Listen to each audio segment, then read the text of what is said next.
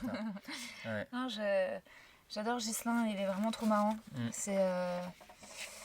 Puis il avait un autre mood que les autres invités, donc ça c'était cool aussi. C'est Je marrant. crois qu'il était un peu intimidé. Tu sais, ce qui est ouf, c'est que je l'ai croisé hier soir quand il sortait de votre podcast. Ah d'accord, ok. En fait, j'étais en train de rentrer chez moi. Je sais pas, vous enregistrez dans le 20e? Bah c'est vers chez moi, donc on va pas le dire. Si ça enregistre, je sais pas ce que tu fais des images, mais Donc, ouais, tu peux pas dire l'arrondissement? Non, Ah ouais, putain, c'est ouf. non, je Ils préfère veulent de pas. notoriété. Non, c'est même pas de la notoriété, c'est de la paranoïa pure. Ah ouais. Mais ah oui, tu l'as croisé en sortant? Moi, j'ai aucun problème. J'habite 48 rue Sadi Carnot. Et Tu si dis vous- ça maintenant, mais attends, dans 5 Bah, ans. j'attends le Mais- moment, tu vois. ouais. Mais pour bien sentir la différence, parce que là, je vais te dire, je mets mon adresse postale dans chaque story et jusqu'à présent, Il y a j'ai... 0 nouvelles. Non, ça n'a eu aucune conséquence. Bon. Et j'ai croisé Ghislain, ouais, hier soir. Mais voilà. Et en fait, ouais, il était impressionné, mais en même temps, ce qui est rigolo, c'est qu'il était pas du tout dans le même mood que les autres.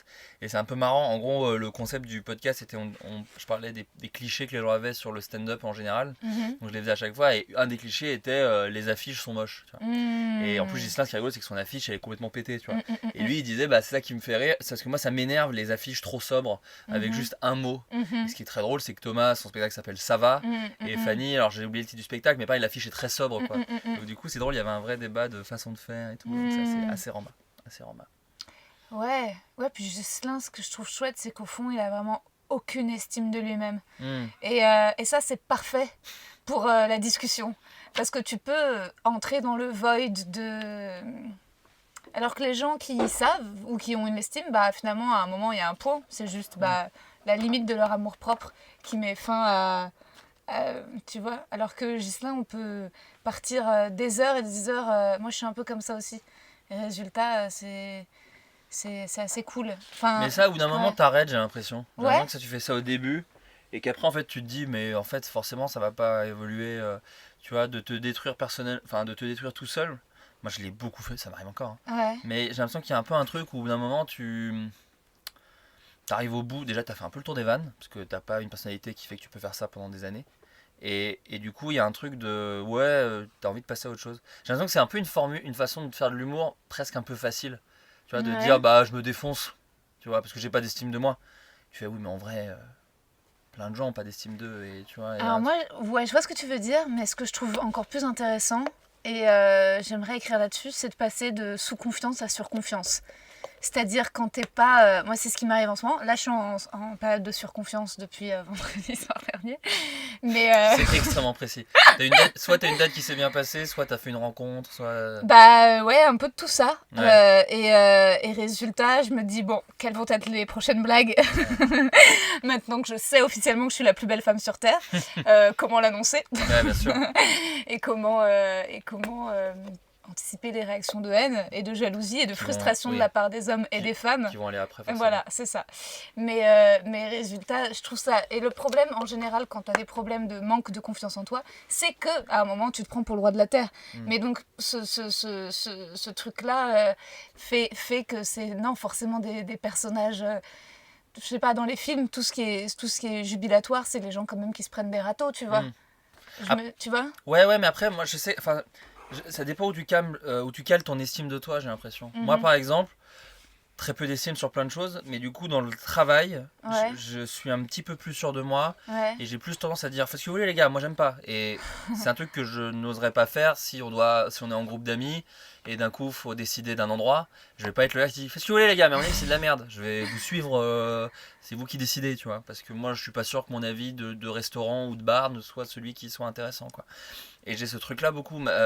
J'ai eu ça beaucoup avec l'art. C'est avant, je me prenais un petit peu pour les cahiers du cinéma, donner mon avis sur tous les films, toutes les séries, tous les machins. Et j'étais un peu en surconfiance là-dessus.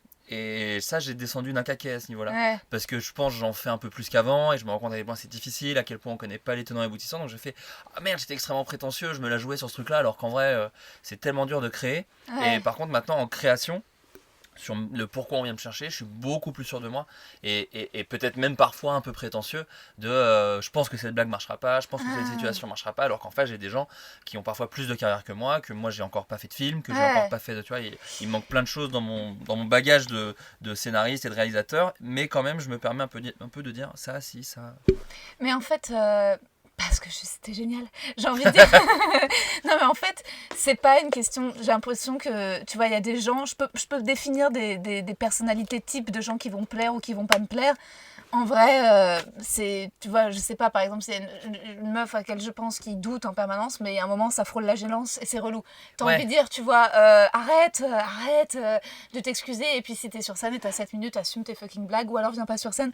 Mais bon, parce qu'en fait, je pense qu'au fond, je sais pas, j'aime pas, voilà. Donc, mais c'est difficile aussi en même temps, c'est pas simple de... Mais en fait, c'est un juste milieu, et en vrai, parfois, c'est juste, je sais pas comment dire, il y a des... C'est des trucs aussi de morale, hein, j'ai l'impression quand même. De morale dans le sens si t'as le bon mood ou le mauvais mood, quoi.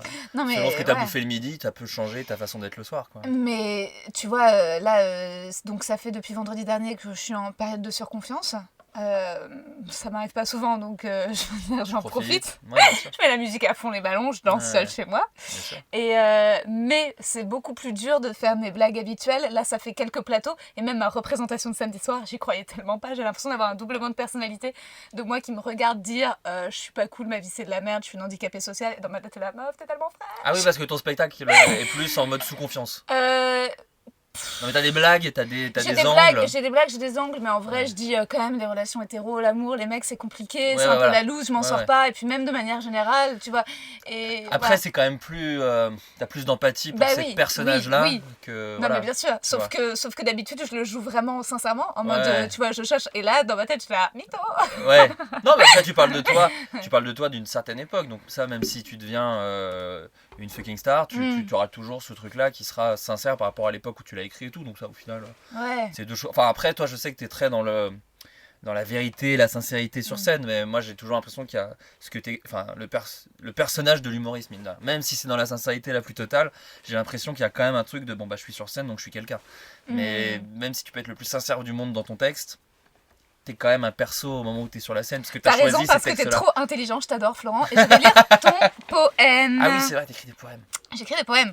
Ah putain, j'ai un peu regardé les autres, parce que c'est le truc souvent que tu mets en vidéo, et c'est le truc où on voit les gens qui savent à peu près gérer les trucs là, donc on va voir comment tu gères. Les gens le diront sur ton Insta, en commentaire, on écoutera ce qu'ils disent. Ouais. Flaubert. Poème de Florent Bernard, que je vais surnommer Floby, parce que c'est mignon. Voilà. Flobidi, Flobidou, Flobichadou, Flomi Miaou, Flobibi. Est auteur, scénariste, réalisateur, parfois acteur, beaucoup podcasteur, mais on pourrait aussi dire youtubeur. C'est un peu le Judd Apatow français du web et de l'humour, autour duquel les talents veulent graviter. Et pas que les comédiens comiques, mais aussi les musiciens, les rappeurs. Floby, c'est Golden Moustache, Studio Wegel, c'est Bloqué, le Floodcast, Groom, Les Emmerdeurs, des sketchs avec McFly et Carlito, Pitch avec Baptiste Le Caplin, des participations à l'écriture innombrables, dont celle à la série tant attendue La Flamme avec Jonathan Cohen.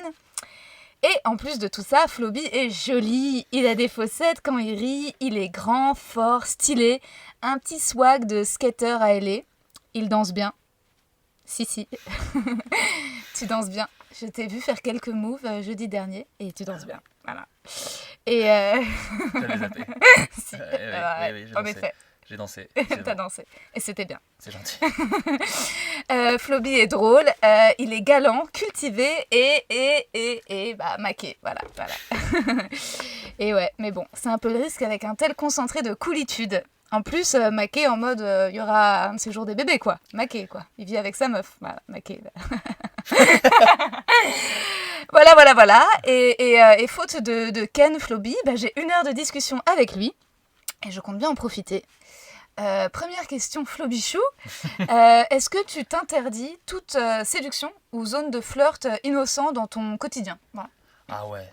Mais c'est pas que je me l'interdis, c'est que c'est un peu... Déjà, merci beaucoup. Je fais un truc de radio, un peu des gens qui m'en font. Déjà, merci beaucoup pour les gentils mots. Non, c'est pas que je m'interdis, c'est que ça vient pas. Mais après, déjà, en vrai, alors je sais que ça fait un peu phrase de gars maqués, un peu. Ouais. Mais je suis pas vraiment dans les délires de séduction, je crois. Et même, je ne le vois pas. C'est-à-dire que c'est un truc où vraiment quand je veux le faire, c'est trop... Enfin, quand je voulais le faire, du coup, c'est trop grillé. Il y a un peu un truc de, bon, gars... Range cette bite. Ouais. Non mais il y a un peu un truc de oui tu me parles beaucoup, enfin tu vois je vais rester sur la personne, lui parler beaucoup, faire que des blagues enfin tu vois en étant dirigé vers la personne. Et en même temps, à l'inverse, quand on essaie de me séduire, je le vois pas forcément. Typiquement, ma meuf, je l'ai pas vue. Vraiment. Ah ouais. Ouais. Il a vraiment fallu. Comment vous êtes rencontrés? Alors, en fait, c'est drôle, on s'est rencontrés. Drôle, pas tant. Mais c'est des types de langage. Type de langage un peu relou. Truc de couple. Ouais. Je trouve ça drôle, mais pour personne d'autre. C'est ça. Ouais. Et aussi, on dit nous, on est allé voir, tu vois, en parlant de tous les trucs qu'on aime bien. Non, on est allé au ciné. Arrête, ça me donne envie de mourir. Adoré. Arrête. En fait, on s'est croisés sur un projet il y a quelques années. Ouais. Pour la chaîne YouTube de Bat et Gaël. Et où j'avais remplacé un réal sur un sketch. Mais on s'était pas du tout. Mais quand tu l'as vu la première fois, tu t'es dit quoi? Rien. Je me suis dit, c'est la productrice de Bat et Gaël. Tu t'es pas dit, elle est belle? Si, mais je crois que j'étais j'étais sur un dos à cette époque-là, et donc du coup c'est exactement par rapport à ce que je te dis, c'est que du coup les trucs sont pas, tu vois, je suis pas dans un truc. C'est pour ça que quand j'ai essayé les trucs de plan cul, couple libre, nanani, j'ai été le pire en fait, j'ai été très mauvais à ça. T'es vraiment monogame quoi? Ouais, je crois. Parce que je crois que mon cerveau a déjà du mal à gérer la monogamie et le truc de machin. L'autre truc, c'est que le sexe est pas si important dans mon cerveau. C'est vraiment pas ton truc quoi. Ça reste un hobby. Hein. Non, je trouve ça charmé, mais c'est pas une question si importante. J'ai pas ce truc que je vois qu'ont plein de potes à moi de voir une meuf, la kiffer et dire du coup, oh putain, pourtant je suis heureux en couple, mais je peux pas m'empêcher de l'envisager parce que je passe à côté de ma vie. Bon, après, peut-être parce que je suis jeune, j'ai pas encore 30 ans, peut-être que ça va changer quand j'en aurai 40, j'en sais rien. Mais du coup, non, ma dulcinée, lorsque je l'ai croisée, il n'y a pas eu ce truc-là. Par contre, un peu avec le temps, quand j'ai fini un autre dos, je me suis dit pourquoi pas, parce que je la croisais un peu de loin, mais ça s'est jamais fait, ça s'est traîné sur longtemps. Et un soir où elle avait été un peu bourrée, parce que moi je bois pas, mais elle, quand il y a des soirées, elle boit un peu. Fête de fin de tournage. Musulman ? Pas du tout. Non, je suis même pas religieux de base, mais c'est juste j'aime pas ça. Mais je suis en Bourgogne. J'ai grandi en Bourgogne, et en Bourgogne t'as un truc. Trop d'alcoolisme. Alors il y a ça, mais il y a aussi le truc où on te force, c'est peut-être un petit peu vénère, mais on t'encourage à boire très jeune. Genre à 7-8 ans, il y a un truc, bois ton verre alors, bois ton verre. Et quand tu le bois, t'as les bourguignons qui font ce qui s'appelle un bon bourguignon, qui sont l'air, qui sont un truc des mains, c'est un truc fou que les bourguignons adorent faire et qui font. Alors ça c'est pardon, je passe du coq à l'âne, mais je suis allé voir Mathieu Chédid en concert à Dijon quand j'étais jeune, on lui a fait, et il était là genre je comprends que dalle. Là j'ai vu que Angèle on lui a fait aussi, donc elle était genre trop sympa, et ils l'ont fait à Muse quand ils sont passés à Dijon, donc t'as vraiment des Américains qui sont là genre qu'est-ce que vous foutez, c'est trop bizarre. C'est vraiment le régionalisme au max. Donc bref, l'alcool pas trop mon délire, et un soir où elle était un petit peu plus la langue un peu plus déliée, et on est rentré ensemble chez elle. Et en fait, la blague, c'est que je savais pas que c'était chez elle, c'était chez son rep, parce qu'elle vivait encore chez son rep en banlieue. Donc pété sur un scoot où moi je suis à l'arrière, je vais tellement crever. Et au final, on a passé. Elle a 20. À l'époque, je sais pas quelle. Putain, attends, c'était il y a 4 ans et demi. Maintenant, elle a quel âge? Elle a 29 ans. Elle va sur ses 30. D'accord. Et donc du coup, elle a quitté 2 mois après la maison de ses parents. Elle vit évidemment plus chez ses parents, elle vit avec moi. Mais même avant ça, elle était toute seule. Mais à ce moment-là, elle vivait encore chez son père. Et donc bref, j'ai vraiment eu les scènes de... Alors on a parlé toute la nuit, c'était trop bien. Et au petit matin, il y a eu la scène de Kenny Romantique, il y a le père dans la cuisine, il faut sortir. Et moi, je devais aller à Japan Expo à l'époque. Vous avez parlé toute la nuit, mais vous avez aussi fait l'amour. Non, pas la première nuit. Ouais. C'est elle qui a décidé. Hein. Ah ouais? Enfin, moi j'ai pas poussé, mais ouais. Mais en même temps, il y a un truc de quand tu bois pas et que tu passes la nuit avec une meuf bourrée, il y a un truc un peu de... Wow, si elle est bourrée et pas toi, ça casse un petit peu. Je suis vraiment sincèrement jalouse de ton histoire. Elle me fait vraiment elle me fait vachement de peine. Non, mais il y a un peu un truc où t'as l'impression un peu de profiter. Moi j'ai déjà fait l'amour à une meuf bourrée où je l'étais pas, et vraiment tu te sens nul. Oui, tu m'as raconté ça, je crois. Et tu te sens vraiment un peu usurpateur, même si le lendemain il y avait aucun souci. Enfin, tu vois, évidemment que j'ai pas abusé de la personne. Un viol, bon. Ouais. Non, mais toute une carrière. Ouais. Oui, ça va. J'ai de la marge. Non, mais effectivement, il y avait un truc où tu te sens un peu nul et tout. Et donc, là, ça va faire 5 ans. Ça fait 4 ans et demi là, que ça dure. Mais aussi, bon, 4 ans et demi. Mais après, je sortais d'une relation un peu compliquée aussi. Donc, je pense qu'il y a aussi un truc où j'avais, et j'ai toujours, je pense, besoin de stabilité. J'ai essayé autre chose et ça n'a pas marché sur moi. Donc, je suis content de l'avoir testé. Et puis, en plus, c'était très passionné, ma relation d'avant. Mais c'était pas pour WAM. C'était pas pour moi. C'est trop de choses à gérer, trop difficile pour mon cerveau. Je me rends compte que j'ai vraiment un cerveau qui a du mal à gérer les relations humaines, et c'est trop compliqué, qu'il y a d'autres genres de trucs, de machin, je suis vraiment perdu quoi. C'est trop bien, mais peut-être que Est-ce que c'est le fait que tu sois auteur, réalisateur et peu sur scène, peu acteur ou humoriste? Peut-être que c'est ça qui fait que t'es moins dans la séduction avec les meufs et avec les gens de manière générale. Moi, je me suis tapé beaucoup de comédiens et voilà, on va englober dans la case comédien les gens qui montent sur scène, et pas tant que ça, enfin bref. Non mais quelques personnalités de ce genre. Parmi tes conquêtes, il y a eu plusieurs personnalités. En fait, il y a un pattern quand même. J'ai beaucoup été avec des comédiens. Hein. Et c'est vrai que si, tu vois, c'est des mecs qui ont besoin de séduire quand même énormément, tu vois.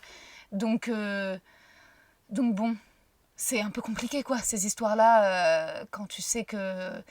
Et puis quand c'est des mecs qui plaisent aussi. Donc bon, franchement... Après, j'imagine que quand t'es une meuf et que t'as un acteur qui te séduit, il y a aussi... ça doit être plus fort que quand c'est un auteur ou un réel qui te séduit. Enfin, il y a un truc un peu de...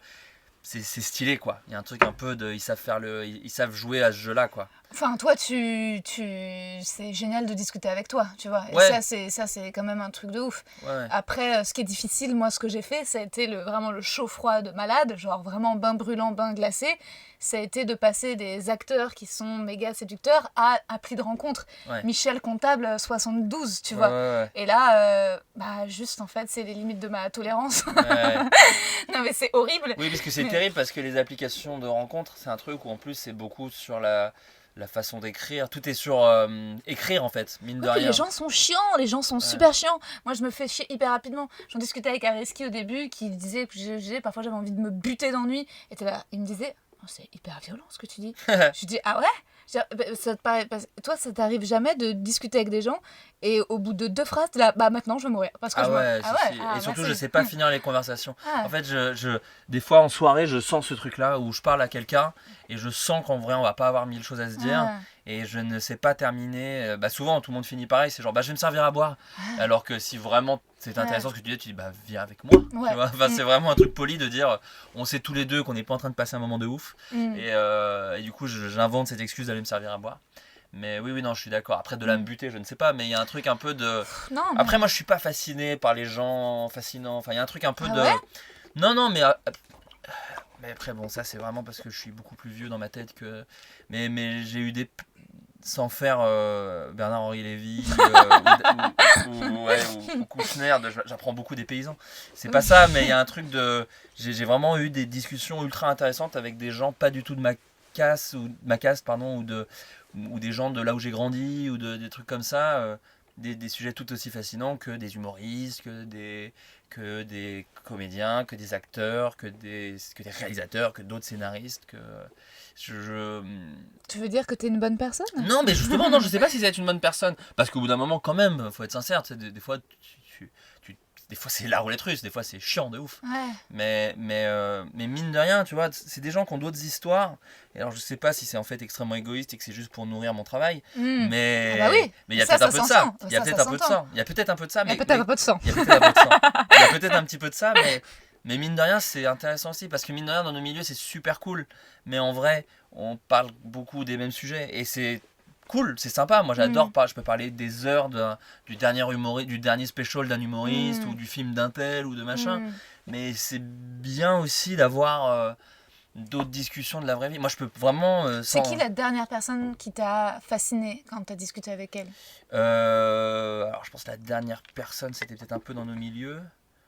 Parce que ça fait longtemps que je suis pas retourné en Bourgogne et machin, mais typiquement j'étais à Emmaüs en Bourgogne il y a quelques mois et j'ai parlé avec un bénévole et le gars me parlait un peu de ce qu'il faisait avec l'asso et c'était ultra intéressant quoi. Et aussi c'est des gens qui ont des histoires très marrantes. Tu vois, les gens qui ont des histoires très marrantes de ce qu'ils pensent. Enfin, tu vois, par exemple, moi je fais partie d'une famille du côté de mon père qui sont les spécialistes des très très grandes tablées. À savoir, tu te dis, mais il y a 14 cousins, il y a 17 germains de machin, et vu qu'ils se sont tous mariés avec quelqu'un, t'as l'autre personne qui arrive. Donc en fait, t'as des tables avec plein de gens qui sont, bon, pas tous intéressants, mais du coup, t'as des très très grandes tablées, et les sujets sont divers et variés. 6 fois sur 10, c'est une cata et c'est ultra inintéressant. Ouais. Mais t'as un petit 4 fois sur 10 qui sont un petit peu marrants. Wow. Tu vois, c'est incroyable comme ratio. 4 fois sur 10 Ouais, mais peut-être t'es plus dur que moi aussi. Mais disons 3 fois sur 10. Mais tu vois, quelqu'un qui bosse dans une école et qui va dire, dans mon école, il s'est passé tel truc, il y a une meuf qui a Non, mais accouché c'est dans les bien. chiottes et d'un coup tu fais quoi Ouais. alors que t'as peu de gens qui accouchent dans des caves de comédie club, tu vois, mine de rien. C'est moins la vraie vie, quoi. Il y a des histoires plus intéressantes. C'est ce que disent souvent les humoristes qui font des tournées. C'est tout le journal. Bah, en vrai, t'as au moins 3 faits divers dans n'importe quelle petite ville plus intéressantes qu'à Paris, où au fait c'est tellement gigantesque Paris que tu parles que des trucs mondiaux ou nationaux. T'as jamais des faits divers de Paris. Petit, tu vois, enfin entre guillemets petit, il y a le voisin d'un tel qui a cramé une bagnole ou des trucs comme ça. Alors que moi c'est ces trucs là moi que je trouve fascinants, intéressants et qui t'en parlent avec un détachement. Moi je sais qu'en Bourgogne ils ont un détachement par rapport à la mort par exemple qui me fascine complètement, tu vois. Il y a une espèce de truc de ah bah lui bah il est crevé. Mon père c'est le spécial, mais tu le connaissais lui machin, c'est le père de tel. Oui je crois. Je fais, ah bah il s'est pendu. Je fais, what? Et il faut, il s'est pendu, Ah bah ça allait plus du tout avec sa femme. Hein. Et tu vois, là d'un coup, t'as des histoires qui sont beaucoup plus intéressantes. La province, quoi. Bah ouais, mais moi je connais peu. T'as pas grandi t'as grandi à Paris, non, toi? J'ai grandi à Paris. D'accord. Et mes parents, mon père est de Paris, ma mère banlieue parisienne. Donc j'ai pas. Quand je vais à la campagne, je vais super à l'île aux Moines, tu vois. C'est genre. Ouais, dans des réserves parisiennes de campagne. Exactement. Ouais. Donc il y a pas. J'ai pas de. Enfin, j'ai ma grand-mère a grandi à Nice, mais elle a grandi dans l'hôtel Hermitage parce que son père possédait l'hôtel Hermitage. Donc, c'est d'autres histoires, c'est des histoires très intéressantes. C'est ça. Mais c'est pas. Après, c'est trop bien si tu arrives à réussir à écouter les gens, à les aimer. Moi, en ce moment, bon, c'était avant ma période de surconfiance, mais je sais pas, j'ai vraiment l'impression d'être une mauvaise personne. C'est-à-dire que vraiment, j'ai vraiment du mal à aimer les gens. Mais après, par contre, quand je les aime, genre, je les adore, tu vois. C'est-à-dire que toi, je t'adore. Je t'adore, je te trouve génial. Dieu merci, tu existes. Et non, mais donc ça, c'est sincère. J'ai un vrai enthousiasme quand je rencontre... Mais parce que je pense que je m'ennuie tellement que tout d'un coup, quand je rencontre quelqu'un que je trouve intéressant avec qui j'arrive à discuter, je suis là genre mais vraiment mais sinon juste c'est des sujets à blague. Par exemple vendredi soir dernier je suis sortie en boîte et est-ce que c'est lié à cet excès de confiance? On ne sait pas, on le saura peut-être à la fin de l'épisode, je te raconterai peut-être. Mais au tout début je retrouve une copine et elle me dit viens boire des verres et elle me dit je suis chez une autre copine, donc je sais que je vais retrouver une nana que je connais pas trop, enfin avec qui je suis sortie 2-3 fois, qui me dit viens boire des verres et j'arrive chez elle et il y a 2 meufs en plus d'elle et genre on picole avant de sortir. Heureusement ma copine qui m'appelle, elle fait 2-3 blagues, je me dis je l'aime bien. Tu sais, mais c'est 2-3 blagues de... Je sais pas. Juste t'es à l'aise avec la personne. Ouais, où je me dis, en fait, elle non plus, elle y croit pas. Enfin, tu vois, il y a un truc où... elle sait que c'est pour de faux. Ouais, voilà. Et les 2 autres meufs étaient chiantes. Et le truc, c'est qu'elles étaient super gentilles. Et c'est même pas comme si moi, je pouvais avoir une tolérance face aux gens, genre, qui ont une vraie bonté de cœur. J'en ai rien à cirer ma race, tu vois. Mais vraiment, je veux qu'ils meurent. C'est... Ah ouais, c'est... Ouais, bah, okay. C'est pas ça, c'est que, en fait, quand je m'ennuie, et puis, en fait, j'arrive pas à créer. Il y en avait une meuf qui était vraiment sur les lunes, tu sais, ce truc de bobo, et j'ai pas pu m'empêcher, voilà, Pierre, lune, cycle des lunes, etc. Et elle raconte, tu vois, le truc, et dans ma tête, je me dis, en fait, je me mets en mode actrice, je vais faire semblant d'être quelqu'un de normal, tolérant, souris, comme les autres sont dans cette pièce, tout le monde a l'air de sourire, copie le comportement des autres humains. Ouais, bien sûr, ouais. Un peu comme un extraterrestre qui se fait passer, visiblement ils font ça. Non, mais c'est ça, de toute façon, moi, peut-être j'ai jamais réussi vraiment à me faire des amis, mais j'ai vu que c'était un truc que les gens arrivaient à faire, et de temps en temps, je copie un peu ce truc, donc j'écoute, et je me dis, mais retiens quand même, ouvre l'application Notes. Ouais, c'est ça. Et elle raconte que elle est allée voir un mec avec des seins. Déjà la voix que tu lui donnes, c'est vraiment, on sent le jugement par rapport au personnage. Alors par contre c'est homme comme femme, hein. C'est pas, j'adore les femmes. Non. Ouais, et non mais t'inquiète, mais c'est drôle de dire la voix que tu lui donnes donne quand même une petite mise en... Ouais. Et par contre elle était très belle et ça rendait quand même son histoire plus facile à écouter parce que je trouve ça toujours plus agréable d'écouter les gens beaux. Ça. Ouais, c'est pour ça que les stars sont beaux et belles, c'est quand même plus agréable. Franchement c'est plus agréable. Ouais. Non, c'est dire, c'est plus agréable. Donc elle était belle, je la regardais et puis je décrochais parfois, je disais putain le nez est parfait quoi. Mais elle dit qu'elle est allée voir un gars qui... sondé, donc j'essaie de comprendre, c'est-à-dire des sondes, tu sais, les sondes, genre, tu sais, comme les gars qui cherche des métaux sur les plages. Le mec, genre, a mis ça sur son corps en mode tu vois. Et il lui a dit que son âme était partie. Et elle raconte l'histoire au premier degré. Hein. Et tout le monde est en mode ah ouais. Et moi. Tout le monde s'intéresse. Tout le monde s'intéresse. Ouais, c'est ça aussi le truc. Et moi, à un moment, je lâche ma garde en fait. Parce que j'essaie d'être une personne normale comme les autres. Donc je lui dis le fond de ma pensée. Qu'elle traverse un épisode dépressif certainement. Et que c'est pour ça que son âme n'est plus là. Elle dit non, c'est les lunes. Hein, c'est pas. Et donc voilà. Et donc résultat. Elle m'a giflé. Non, elle m'a pas giflé, c'est juste ensuite elle est revenue sur cette histoire d'âme machin et l'autre et les gens ont continué sur ce truc de et en fait le problème c'est que moi je suis intolérante pas ça parce que je me sens un peu attaquée. En fait, j'ai toujours un truc de quand les gens commencent par là, je me dis ouais mais à la fin ils vont dire qu'Auschwitz ça n'a pas existé. Je me dis c'est le début à un gros dérapage de civilisation en fait. Tu vois. Mais tu sais, moi c'est marrant parce que j'ai pas un truc de... Je suis dans mon cercle d'amis, par exemple, je suis pas le gars gentil spécialement. Enfin, je suis pas catalogué dans le gars gentil. Parce c'est ce qui fait de toi quelqu'un d'assez attirant. Non, mais tu vois, parce qu'en fait, il y a un truc en fait de... parce que je dis quand même ce que je pense. C'est-à-dire que j'ai... Par exemple, typiquement, si j'avais été face à cette personne des lunes, j'aurais dit ouais, bah tu sais, moi après j'y crois pas de ouf. Et tu vois, j'aurais pris des pincettes plus que toi, peut-être. Mais j'aurais fait, tu sais, moi j'y crois pas de ouf, je t'avoue. Mais vas-y, hein, mais pour moi c'est un peu comme la religion, quoi. C'est des trucs qui permettent d'être plus heureux, mais en vrai, moi j'y crois pas, quoi. Et en fait, de dire ça, fait pas forcément que tu passes pour quelqu'un de gentil, d'honnête, de machin. Mais au moins, alors moi je crois beaucoup au karma, pas du tout comme une vérité, mais comme un truc qui soulage un petit peu l'âme et qui permet d'être plus heureux avec soi-même. Je crois pas au côté sine qua non du karma. Alors bon, j'ai été cool, donc là s'il m'arrive une merde, il y a pas franchement, mais quand je pense comme ça me permet d'être, je crois, un meilleur humain et moi plus m'aimer. Et du coup, quand je dis ça à la personne, il y a un peu un truc de, typiquement par exemple, j'ai une connaissance qui est plus un ami de ma meuf que de moi, mais c'est les groupes, alors machin, qui nous invite à son anniversaire. Et qui invite beaucoup de gens à son anniversaire. Trop de gens à son anniversaire. Donc moi je dis, bah j'ai pas envie d'y aller. Donc d'une, c'est pas mon ami. De deux, il y aura plein de gens. Donc je vais pas y aller. Et mes potes et même ma meuf me dit, bah c'est trop bizarre. Ma meuf me dit, si moi j'y vais et que tu vas pas, ça envoie un message de, je t'apprécie pas trop. Absolument. Et je fais, bah c'est pas que je l'apprécie pas trop. Mais c'est vrai que je l'apprécie pas. Enfin c'est pas mon ami, quoi. Et c'est pas grave. C'est-à-dire que moi je l'inviterai jamais à mon anniversaire. Et du coup j'y suis pas allé. Et du coup, il y a quand même eu un petit truc. Ça n'a pas fait la une de notre groupe d'amis, tu vois. C'est pas genre, oh là, il a pété un câble. Mais par contre, ça ne fait pas de moi quelqu'un de sympathique. Il y a un truc de, bon, qu'est-ce que ça peut te foutre de venir à une soirée. Alors que moi, j'ai un truc très honnête où j'ai pas du tout l'impression d'être un connard qui envoie chier les basiques sociaux et tout. Je trouve ça pire d'y aller, se faire chier. En plus, moi, je joue pas bien, donc ça se verrait. Et être au bar et à 22h, commencer à faire des regards à ta meuf pour rentrer alors que si elle était là sans wham, elle pourrait... Parce que même si je rentre sans elle, à un moment, elle va dire, bah non, je vais rentrer. Je trouve ça bien plus violent, en fait. Ouais, mais non, mais t'es quelqu'un de bien, c'est bien. Non, mais je sais pas si c'est quelqu'un de bien. Si. Mais parce que, en vrai de vrai, sur le moment, la personne se dit juste... Parce que je trouve que ça s'entend complètement de dire, bah, tu peux faire l'effort, en vrai. C'est-à-dire que si on t'invite, rien ne l'oblige la personne à t'inviter. Et si elle le fait, tu peux faire l'effort d'y aller, même 20 minutes, de faire un coucou, bon anniversaire, mec, bisous, et de barrer. Et tu vois, je trouve que ça s'entend de faire cet effort-là. Moi, la vraie question, c'est pas vis-à-vis du mec, c'est vis-à-vis de ta meuf.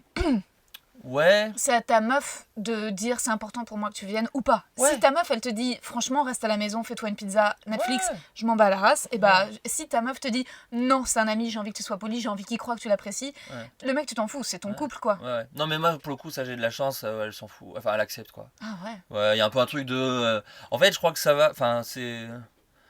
Et surtout, on a des gens, du coup, dans un groupe d'amis qui m'apprécient pas trop et qui savent que je les apprécie pas trop, mais où c'est assez... En fait, vu qu'en vrai, je crois que je déteste personne, j'ai énormément de mal avec les gens qui sont surtolérants avec les cons. Les connards, plutôt. Ça m'énerve. De trouver des circonstances atténuantes aux gens pas cool. Ah ouais, tu vois, il y a des gens qui, des fois, sont pas cool, ils font « Ouais, mais tu sais, il a eu une année difficile, et machin. » Et je fais « Ben, en vrai, on en a tous, et il y a un effort à faire, et que si tu as une année difficile, tu n'imposes pas ton aigreur, ton machin, ton truc et machin. Grave. Et du coup, ça, moi, j'ai du mal avec les gens qui trouvent des... Et du coup, d'un coup, moi, je deviens beaucoup plus violent.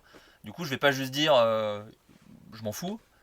On s'apprécie pas, mais je m'en fous. Je vais dire putain, mais il abuse.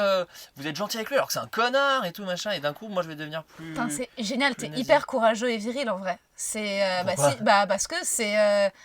pareil, moi justement, les comédiens avec qui je suis sortie, ils ont un tel désir d'être appréciés de tout le monde qu'ils supporteraient pas que même quelqu'un qui trouve con ne les apprécie pas. Ouais. Tu vois, j'ai vraiment été en couple avec des mecs qui voulaient séduire tout le monde, mais ils veulent même séduire un gars qui va dire vive Le Pen, ils vont vouloir le séduire. Non, mais qui prennent mal en tout cas, oui, que d'où on m'apprécie pas, qui ne m'apprécie pas. Ah oui, il faut que tout le monde les apprécie. Oui, alors que moi je suis super détente là-dessus. Putain, c'est génial. Ça, je m'en fous un peu, j'avoue. Mais je crois que c'est peut-être aussi le truc de pas être acteur, d'être un peu auteur, d'être un peu caché, d'être un peu genre. Et surtout, moi je te dis, je suis un yeuf, quoi. J'ai vraiment. J'ai un peu ce truc de. Il y a une chanson des Lonely Island qui s'appelle YOLO, donc c'est genre tu ne vis qu'une fois, mais qui prend le problème à l'inverse. C'est pas parce que tu ne vis qu'une fois qu'il faut faire toutes les folies de la terre. Genre tu ne vis qu'une fois. Calmos, tu vois. Et moi je suis plus dans cette team là. Vu que j'ai pas des grands rêves de prendre de la coke, de tuer une pute à Las Vegas et de la cacher dans un coffre. Là, j'ai eu une adolescence déprimée, mais du coup très posée. J'ai pas du tout des rêves comme ça. Moi mes rêves c'est vraiment, j'adore l'idée. Tu vois, j'adore le soir quand je joue à la console tout seul chez WAM, que ma meuf fait la teuf et qu'elle rentre à 2h du mat arrachée.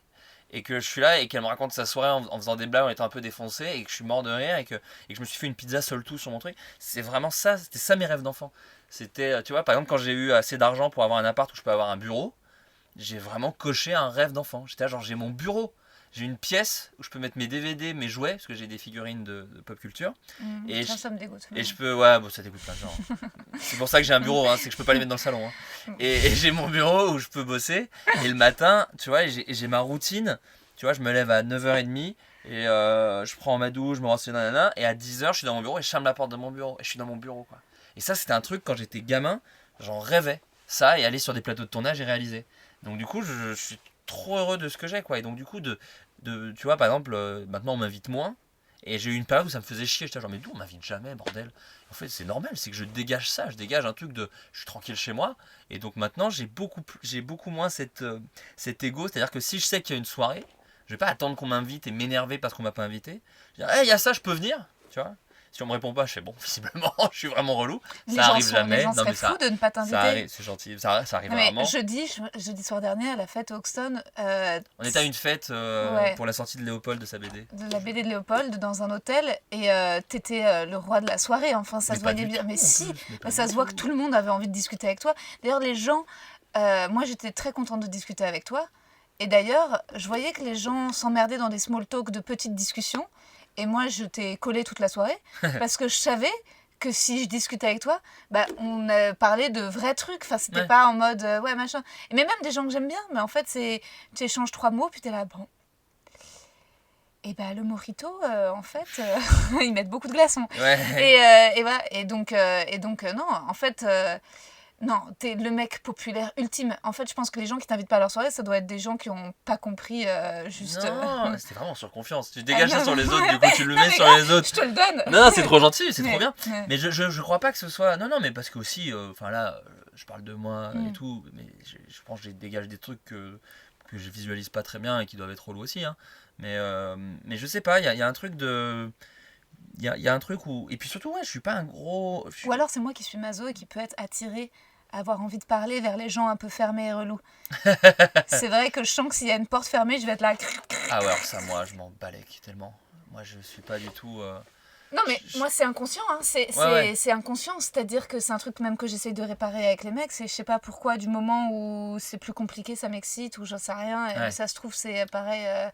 donc là pour le coup moi c'est vraiment l'extrême inverse quoi. Mais encore plus parce que j'ai eu 2-3 relations qui, enfin une ou deux qui m'ont vraiment fait genre oh là je ne sais pas faire hein. Ou à être sûr dans la démonstration, mais même je parle vraiment de la relation, hein, pas de la personne avec qui j'ai eu la relation, parce que c'est vraiment la relation qui était nulle, pas la personne ou moi, tu vois, c'est le nous deux qui faisons de la merde. Je sens qu'elle était nulle. Non, franchement, elle était très cool.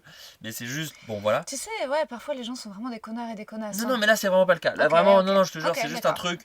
Il y a eu un contrat et moi, j'ai pas voulu, j'ai pas compris le contrat. Et donc, du coup, machin. Bon, bref. Tout ça pour dire, attends, je me suis paumé. Tout ça pour dire que. Non mais du coup c'est pour ça que je me pose beaucoup moins de... Tu voulais dire que tu pouvais pas gérer la complication des rapports amoureux ouais amoureux mais même en général en fait. C'est un truc vraiment de... C'est pour ça que je te citais cette chanson de Lonely Island, c'est tu ne vis qu'une fois, donc il y a un peu un truc de... Ouais, ça sert à rien de mettre des ronds dans des carrés. Allons mais après, le fait est que je crois être un peu curieux quand même des gens, ce qui fait que je suis pas juste un connard tout seul qui reste chez lui et qui parle à 3 personnes, parce que je suis quand même curieux de certaines personnes, mais quand je suis curieux et qu'en face, je sens que c'est pas de ouf, ou qu'on va pas parler de trucs intéressants, ou qu'on va pas s'intéresser, je laisse la conversation mourir comme un petit oiseau, et après je passe ailleurs, quoi. Je pense qu'il y a un peu ce truc-là. Mais en fait, moi j'ai développé un truc malsain à l'adolescence qui est le côté dîner de con. Ouais, ah oui, non, ça c'est terrible. Et c'est un petit peu... Mais bon, en même temps, c'est aussi comme ça que tu peux pêcher des infos pour écrire des blagues. Tu vois, c'est faire parler quelqu'un et t'as décidé dans ta tête que, bah non, tu vois, la meuf, sa passion, c'est les versos d'étiquette. Parce qu'en fait, le motif, il est pas figuratif. Elle va m'en parler pendant 2 heures. Moi, je me mets en mode dîner de con, tu vois. D'accord. Parce qu'à aucun moment, ça m'intéresse les versos d'étiquette. Mais j'ai envie de savoir pourquoi elle, ça la passionne. Mais parce que peut-être t'étais populaire au collège ou au lycée, non? Il y a pas un truc comme ça? Pas du tout. Ah ouais? Pas du tout. Parce que moi, j'étais le con des dîners des collégiens. C'est-à-dire que moi, j'étais là avec des t-shirts Star Wars avant que ce soit stylé. Mais j'étais le gars qui avait des t-shirts geek, qui pouvait... Et moi, maintenant, avec le recul, mais parce que aussi, je me faisais tabasser, mais j'étais vraiment dans des trucs où il y avait les mecs cool qui me faisaient venir dans leur groupe pour que je parle de trucs de geek. Oh non. Et en fait, où j'étais vraiment premier, genre bah ouais, parce qu'en fait, c'est Dark Maul. Et donc, du coup, en fait, il a un double sabre laser. Mais en fait, dans les livres, il est pas vraiment mort. C'est-à-dire qu'en fait, ils lui ont fait un truc en robot qui fait qu'il n'est pas vraiment mort. Et tu vois, et moi, j'étais très sincère là-dessus. Et c'était pour se foutre de ma gueule, tu vois. Et c'était des enfants, il n'y a pas de souci. Et puis ça m'a forgé de ouf et ça m'a beaucoup apporté. Mais du coup, je suis incapable. Je me moque des gens, tu vois. Mais je peux pas le faire devant. Je peux pas dire, ah bah tiens, viens, on va rigoler. Et moi, j'étais un génie du mal. Oui, mais c'est ça. Mais c'est-à-dire que j'étais pas populaire, mais c'est que j'étais folle. En fait, j'étais craint. J'avais réussi, j'avais lu Machiavel. Il y a des meufs comme ça qui faisaient flipper un peu. Et résultat, mais moi, c'est mon objectif dans la vie, c'est d'avoir suffisamment de pouvoir pour qu'on puisse me craindre. Ouais. C'est tout. Non, mais c'est... c'est... et c'est ça, et résultat, j'aime bien... Il n'y a rien de quelque chose qui me fait le plus. Quelqu'un qui a peur de moi, je trouve que c'est le truc qui peut... Enfin, t'imagines... Ça te stimule, toi, un peu. Ça me stimule un peu. Non, mais je sais que c'est très mal, les gens rigolent, mais ça m'est arrivé d'écrire beaucoup de lettres d'insultes, notamment en 5e, qui ont emmené des enfants chez le psy. Et puis, non, mais c'est chaud, hein. C'est chaud, et je veux dire, en vrai, c'est pas très positif. Oui, non. Mais j'ai bien aimé que tu mettes pas très. Ça ne l'est pas du tout, hein, d'envoyer des lettres d'insultes. C'est pas positif. Ça l'est pas, mais c'est aussi comme ça que j'ai développé ma plume. Oui, c'est ça. Et c'était du stand-up avant l'heure, sauf que c'était du roast avant l'heure. C'était du roast, mais méga poussif et vraiment non consenti. Et des gens qui n'ont pas d'armes pour se défendre aussi. Zéro. Il y avait des garçons? Alors, figure-toi que la honte, en fait, il y a 2 filles en particulier que j'ai envoyées chez le psy au début et en fin de 5e. D'accord. Et les mecs, non, il y en a un que j'ai aussi un peu fucké dans sa tête. Ouais, parce qu'un mec, ça peut vraiment lui couper, un mec hétéro, ça peut vraiment lui couper la teub jusqu'à ce qu'il devienne adulte, quoi. Un truc de, visiblement, les femmes sont terrifiantes. Non, c'était pas... avec les mecs, j'étais plutôt vicose. En fait, moi, j'étais une grande romantique passionnée qui avait lu tout Balzac. Et résultat, et surtout, en fait, j'ai lu le truc qui est totalement ridicule. C'est en 3e, c'était un peu l'année où, en fait, genre, je parlais à qui je voulais. Donc, j'étais amie avec les populaires. Je leur faisais des blagues et ils disaient, ah, c'est Rosa. En fait, c'était un peu... C'est le nom de ton premier stand-up. Oh, c'est Rosa. Oh, c'est Rosa. La meuf qui... Et en fait, j'avais 2 vizirs qui étaient des meufs un peu genre pas cool et un peu qui se faisaient vicos mais qui m'obéissaient et avec qui je passais le plus clair de mon temps. Je la visualise cette femme. Et quand quand j'étais pas avec elle, je traînais avec les populaires et finalement j'ai fait rencontrer aussi ces filles aux populaires et mine de rien, j'ai créé un peu de démocratie dans cette 3e où il y avait relié la Pologne à l'Allemagne. Exactement, tout simplement au final. Par l'Alsace-Lorraine. Voilà, c'est ça. Du coup, ça marche. Et donc voilà. Mais non, j'avais lu en 3e Les liaisons dangereuses et je me prenais vraiment sincèrement pour Madame de Merteuil. Bien sûr. Donc résultat, j'étais là, il faut calculer. Enfin, elle finit mal, hein, Madame de Merteuil. Finit mal, justement, c'était ça le truc. Mais tu marchais en dehors de ton lycée, t'avais ta petite coke qui partait. Comme dans Sex Intention. Non, je me disais dans quelle mesure tu peux manipuler les gens. Je me disais dans quelle mesure voilà. Mais quand t'es ado, c'est un peu... Enfin, même adulte, mais c'est vrai que ce pouvoir, il est fascinant. Surtout que tu ne peux pas le faire dans ta famille, tu ne peux pas vraiment le faire avec tes parents, c'est difficile. C'est plus difficile, tu peux, hein, mais c'est plus difficile à l'école. C'est vrai que ça, j'imagine à quel point c'est... Moi, je me souviens d'une fille, je te parlais de ça parce que quand j'étais en 6e, donc en 6e, t'es vraiment un enfant, c'est vraiment fou. Bien sûr, un bébé. Et tu mets vraiment des gens Entre la 6e et la 3e, il y a que 4 ans, mais en vrai, c'est fou, il y a un monde en fait. Ouais. Et je me souviens d'une 3e qui, dans le bus, m'avait montré un morceau, un bout de sein en gros, mais pas vraiment, pas du tout un truc sexy, vraiment, je pense que c'était, alors c'est pas très radiophonique, mais juste un haut de soutien-gorge, quoi. Pour nos auditeurs, Florent Bernard vient de montrer un son bout soutien-gorge. Son soutien-gorge. Non, mais tu vois, elle montrait un bout de soutien-gorge et un début de forme de sein, tu vois. Ok. Et vraiment, la preuve, je t'en parle aujourd'hui, ça m'a marqué à vie. Ouais. Et je me souviens qu'à l'époque, j'étais vraiment genre. Tu vois, il y avait vraiment un truc choc comme ça. érotique. Exactement. Ouais. Et je me dis, c'est vrai que putain, si t'es une meuf, et c'était vraiment juste pour rigoler du petit 6e, de oh là là, il a pas de poils et machin. Mais mine de rien, c'est vrai que. Oui, mais sauf que moi, j'étais le dindon de la farce. Ouais. C'est-à-dire que. Et c'est moi qui me faisais entuber parce que j'étais amoureuse d'un mec qui était pas amoureux de moi. Et pendant 1 an, j'ai essayé de lui fucker la tête pour que genre, ça devienne réciproque.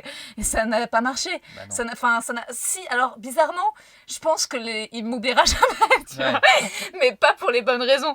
Pas pour la fille pour qui il a eu des sentiments, mais pour cette personne qui s'est acharnée à devenir son amie alors qu'ils n'avaient rien en commun. Ouais. Et ouais, non, en fait, c'est terrible d'avoir mis en place autant de stratagèmes pour plaire à des mecs.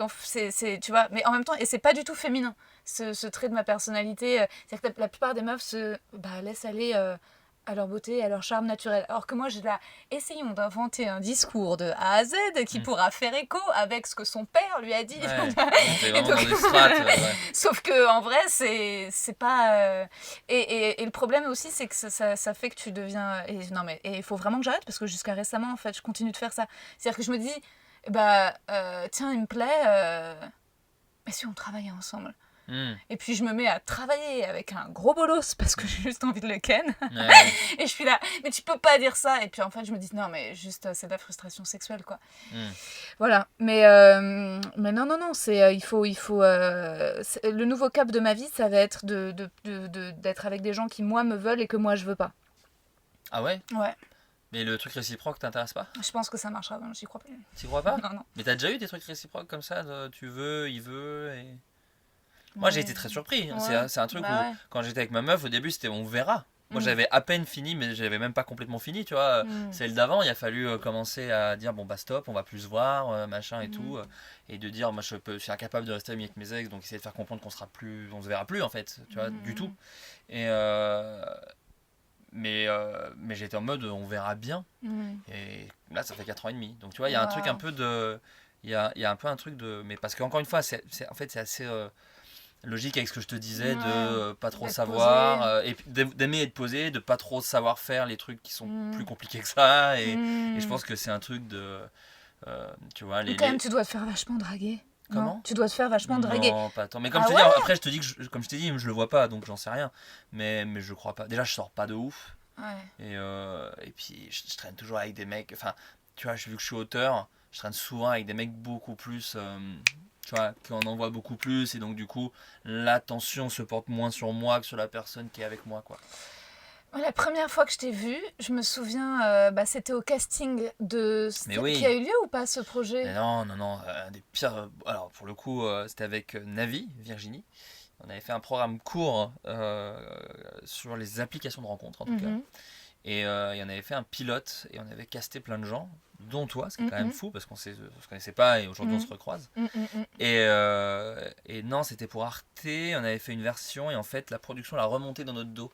Ce truc que tu crois qu'il n'arrive que dans les films hollywoodiens. Quelle horreur. Ouais, mais parce qu'ils aimaient pas en même temps, voilà. Ils avaient le droit.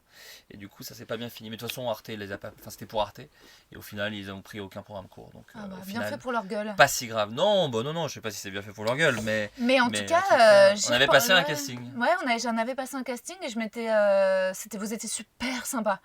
Vous étiez super sympa, mais ça c'est les gens aussi un peu... Et puis Virginie, elle a vraiment ça aussi. Quand je suis avec Virginie, j'ai ma gentillesse. Non, mais il y avait un chill de malade et moi je sais que j'étais triste à la fin du casting parce que j'étais là, mais genre cette amitié se termine. Parfois il y a des gens comme ça.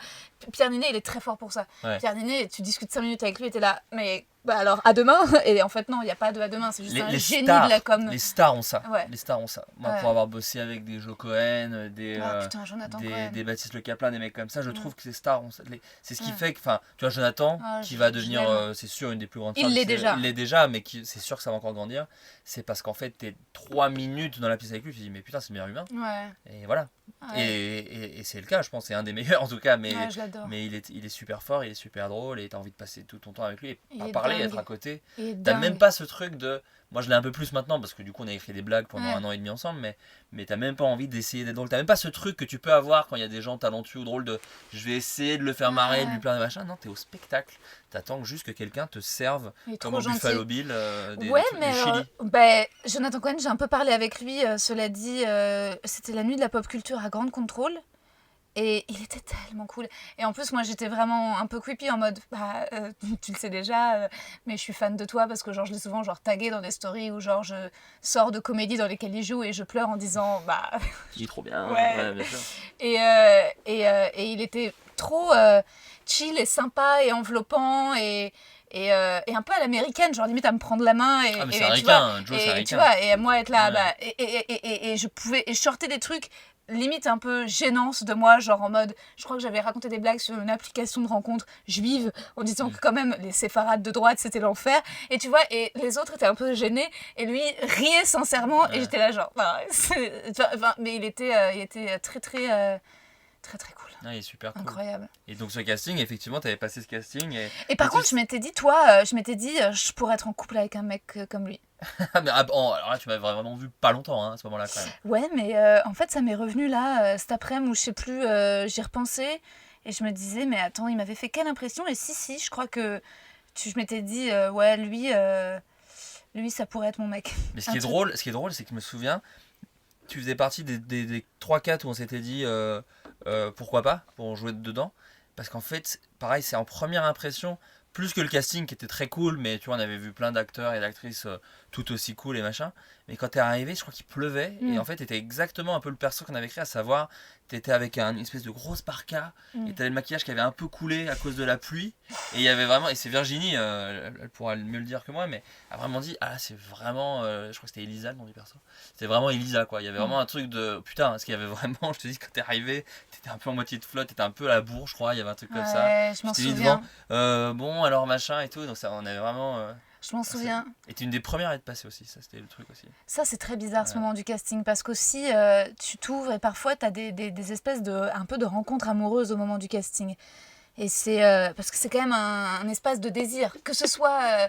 tu veux plaire, c'est sûr. Mais même en face, c'est-à-dire que tu rencontres des gens qui portent un projet, qui ont envie de trouver la personne pour l'incarner, et toi t'as lu quelque chose qui t'a fait marrer, t'as envie de... Donc il y a quand même un truc de... une espèce d'émulation, et parfois c'est... Alors parfois c'est bizarre quand ça se concrétise pas sur un projet, quand ça se concrétise sur le projet, ensuite mais trop bien, magnifique et c'est génial et vive la vie. Mais parfois il y a un casting trop bizarre, une rencontre avec un bête de réalisateur, le gars qui a fait, tu sais, le film avec Mathieu Amalric, et en fait il peut plus parler et il fait... Oui, le Maradentro. Non, pas du tout. Le Scaphandre et le Papillon. Le Scaphandre et le Papillon. Julien Schnabel. Trop fort. J'adore les films handicapés, j'adore ça. Ouais. Trop fort. Et au fait, vous avez remarqué, c'est, je pense, l'invité le plus cultivé depuis le début de ce podcast. Si, c'est vrai. Bon, j'ai dit juste Julien Schnabel. Non, mais la dernière fois, il y a eu le Pérave. Donc... le Pérave, c'est l'acide de la peur. Il est sur l'acide de la peur. Ouais, non, mais... Il est à fond sur l'acide de la peur. Et Schnabel, dis-toi, il a fait un film sur Van Gogh. Et donc, je vais chez lui. Il y avait Gérard Moulévrier et la meuf de Schnabel qui était genre une mannequin de 26 ans. Et c'était pas dérangeant, c'était pas bizarre. C'était parce que lui était genre une espèce de... Et je me souviens, c'était dans le 6e. Et bon, l'appart était une espèce de grand château avec des immenses œuvres d'art. Enfin, tu vois, c'était un truc déjà un peu un délire quand même d'être dans de la beauté, tu vois, de marcher dans de la beauté, de regarder que de la beauté autour de soi dans Paris. C'est les apparts, tu dis, mais il y a des apparts comme ça à Paris, c'est ouf, normalement c'est des bureaux. Ouais. Ou des musées. Des musées, ouais, c'est ça. Et résultat, c'était pour un tout petit rôle dans son film. Et j'avais rien à préparer. Donc, je devais juste parler avec lui. Donc, j'arrive en fait, moi, ce qui se passe, c'est quand je suis très désirante comme ça, souvent, ça dégoûte les Français. Mais par contre, si c'est des Américains, il y a un truc où, genre, on s'embrasse et genre... C'est assez logique. C'est les clichés qu'on a un peu sur les Américains. Ouais, mais c'est comme ça que j'ai bossé aussi avec des Américains. C'est parce qu'en fait, il y a un truc où... Et résultat, on se rencontre, on discute. Et je me souviens, il me dit, alors, comment ça va ? Et je dis, bah, ça va. Il me dit, non, mais sincèrement. Alors, sincèrement, je raconte ma life, quoi. Et je lui dis, en fait, sincèrement, il y a un mec qui me plaît. Moi, je crois que je lui plais pas. Mais après, je lui dis, et je commence, il me dit, montre-moi ce mec. Et en détail, je commence à lui montrer l'Insta du mec, à lui expliquer ce que le mec fait dans la vie, etc. Il se trouve que c'était quelqu'un qui était aux Beaux-Arts, machin. Bref, faut que je fasse quand même un tout petit peu attention à ce que je raconte dans ce podcast. Mais bon, et là, Schnabel écoute genre vraiment tout le truc. Et c'est en fait une éternelle situation de moi qui fantasme sur un gars qui sait même pas que je fantasme sur lui. Et si on discute 2 minutes, on n'a rien à se dire. C'est juste un truc totalement... Et Schnabel me fait, ok, en fait, voilà, écoute cette chanson. Et là, genre, il met une chanson et il y a sa femme mannequin qui nous regarde en souriant. Et il met une chanson de Nina Simone et c'est genre Do what you gonna do. En fait, c'est une meuf qui dit au mec, en fait, fais ta vie, moi je te demande rien. Et Schnabel me met la chanson et hyper fort dans son château. et il me tient un peu la main et il me regarde et moi j'écoute la chanson. Et je suis en transe en fait, j'ai envie de pleurer, et en même temps la chanson, je me dis bah c'est ça en fait, c'est qu'il faut que j'arrête de demander, tu vois, il y a un truc qu'il faut que j'arrête de demander, que j'arrête de décider, et puis on se regarde, tu vois, et on écoute tous les deux la chanson ensemble, puis à la fin il me dit t'es comme, tu me fais penser à ma fille, et il montre sa fille, je dis ah ouais, bref, le truc, tu vois, trop, en quelques secondes, je sors dans la rue, beaucoup trop de ce que l'humain peut... Puis ça n'a pas marché finalement, il a pris Lolita Chama, la fille d'Isabelle Huppert pour le rôle. D'accord, bah oui. Voilà. Mais non, mais c'était intense quand même, c'était très intense. C'était très intense. Ouais, nous c'était je crois dans un bureau à Bastille. Excuse-nous, on n'est pas Julien Schnabel, on n'a pas mis Nina Simone. Non mais en fait c'est les grands tours de séduction. Et je peux être tout à fait cliente de ça en fait. Je comprends. Attends, moi, je comprends à 1000%. Je comprends à 1000%. Mais après, moi, j'ai un rapport un peu artisanal, très... c'est qu'un taf de tout ce truc-là, en fait. C'est-à-dire que j'adore écrire pour des comédiens et des comédiennes, mais c'est comme un taf. C'est juste, t'es la meilleure personne pour le personnage. Et donne-moi ce que t'as à donner et machin. Mais je suis pas genre tomber amoureux de ma comédienne et du coup je veux qu'elle fasse tu vois, c'est juste c'est vraiment de la, moi je vois, après c'est pareil c'est un peu une phrase de trou de balle mais c'est vraiment de la musique pour moi. Tu vois, quand j'étais à Golden Moustache j'écrivais beaucoup pour Justine Le Potier un podcast avec elle sur le fait que vous ressemblez un peu je crois et tu vois mais c'était vraiment de la musique et c'est un truc basique, c'est que Justine quand elle parle à quelqu'un, mais elle le fait aussi dans le jeu, elle fixe, elle joue, tu vois, fait oui, sauf que là je crois pas. Et elle a l'œil qui part un tout petit peu, et quand elle recline, elle est re sur toi. Et ce truc-là, par exemple, j'adore ce truc-là. Mais j'adore ce truc-là comme une bagnole qui a la direction assistée. C'est-à-dire que je suis pas dans un truc de ah là là, cette humaine, elle a vraiment des petits détails qui font les petits riens de machin, de trucs. Non, je suis vraiment genre, ce truc-là, j'aime bien, ça donne de la personnalité au personnage, ça montre qu'elle est pas très concentrée sur ce qu'elle fait, ça donne l'impression que le personnage n'est pas très concentré. Et voilà, et c'est juste que Justine, on a fait 2 sketchs ensemble, c'est celle qui a le mieux joué mes dialogues, qui sont des fois un peu grossiers, mais c'est de la grossièreté qui rend les meufs séduisantes, nanana. Et du coup, vu qu'elle le vendait trop bien, je lui donnais à elle, tu vois. Mais c'était pas du tout un truc de m'amuse ou je sais pas quoi. Non. C'est vraiment un truc. Et d'un coup, et d'ailleurs, la preuve, j'ai pas bossé qu'avec elle, tu vois. J'ai fait travailler plein de comédiennes. Et quand on a fait typiquement ce programme court avec Virginie, Justine n'était pas du tout la personne qu'on imaginait. On lui a même pas fait passer le casting, tu vois. On était dans le truc, non, bon, ça c'est pas pour elle. Mais tu vois, j'ai pas ce rapport-là autant je suis très fan des gens avec qui je travaille, mais c'est vraiment de la fanatitude. Bien sûr, non mais bien sûr. Il y a comme si je regardais sur un écran, quoi. Il y a vraiment un mais truc c'est pour ça que en fait c'est la meilleure façon de... Autant, tu vois, moi je vais pas avoir des difficultés à me faire des amis, autant si je peux travailler avec la personne, c'est la meilleure manière pour moi d'exprimer mon amour en fait. Ouais, je suis d'accord. C'est en travaillant avec les gens. Sinon, d'ailleurs je comprends pas trop le concept des dîners, de boire des verres et j'ai toujours très vite l'impression de perdre mon temps. Je suis là et donc... Moi j'ai un peu ça sur le temps est précieux, j'ai un peu ce truc-là aussi. Ouais. Et donc c'est trop bien, tu vois, par exemple, Areski, je l'adore, et ben on fait ce podcast ensemble, résultat, on passe plein de temps ensemble. Ouais. Après, sinon, par contre, quand même, si les rapports, les histoires d'amour, ça m'intéresse. Mais l'amitié, si j'ai quelques amis et tout, c'est super, mais je trouve ça plus intéressant de travailler ensemble. Et je trouve et en tout cas, c'est ce que je sais faire le mieux. C'est aimer quelqu'un de cette façon-là. Ouais. Je suis pas sûre d'être une très bonne amie, je pense. Mais ça te suffit, parce qu'il y a plein de gens à qui ça suffit pas. C'est-à-dire qu'ils travaillent avec la personne, et il y a toujours ce truc de j'aimerais peut-être un petit peu plus, à savoir le sexe ou tu vois, des trucs comme ça. T'as jamais ce truc-là, tu dis bah non justement. Le travail est plus important que tout et résultat non c'est. Oui mais du coup ça peut pas vriller, c'est pas le bon mot, mais ça peut pas s'ajouter. Ça j'ai eu une très mauvaise expérience de ça. Et tout le monde n'a que des mauvaises expériences. Faut juste arrêter ça quoi. Voilà, faut le faire une fois et dire ok c'est nul à chier. Et ça marche pas tu vois. Sûr. Non c'est très dangereux. Au contraire si bien sûr que j'ai envie de faire l'amour quand ça se passe bien avec quelqu'un avec qui je travaille c'est sûr que oui. Ouais. Mais c'est très très très très mauvaise idée. Faut rester. Mais parfois c'est génial. Par exemple, il y a des gens comme Timothée Hochet qu'on a vu. Tu vois quand il a réalisé le court métrage La science de l'amour, on s'est super bien entendu. J'ai l'impression que vraiment nos esprits étaient connectés. Mais j'avais pas de désir sexuel pour lui. Ouais. Mais par contre, genre beaucoup d'affection. Et résultat, je me dis c'est génial. Et en fait, je suis le meilleur moi. Parce que je me dégoûte quand je suis attirée sexuellement par un mec. Je veux dire, c'est humiliant, tu vois. Je veux dire, c'est. Non, mais moi surtout, c'est ce que je dis quand je parle de. C'est un peu par provocation que je dis que c'est surcoté. Mais il y a un peu ce truc de. Il y a tellement d'autres choses qui me nourrissent. Et tu vois, par exemple... Ah oui, non, ça, on n'est pas d'accord. Ouais, je sais bien. Mais j'étais le roi du gars au collège et au lycée à parler de la friendzone.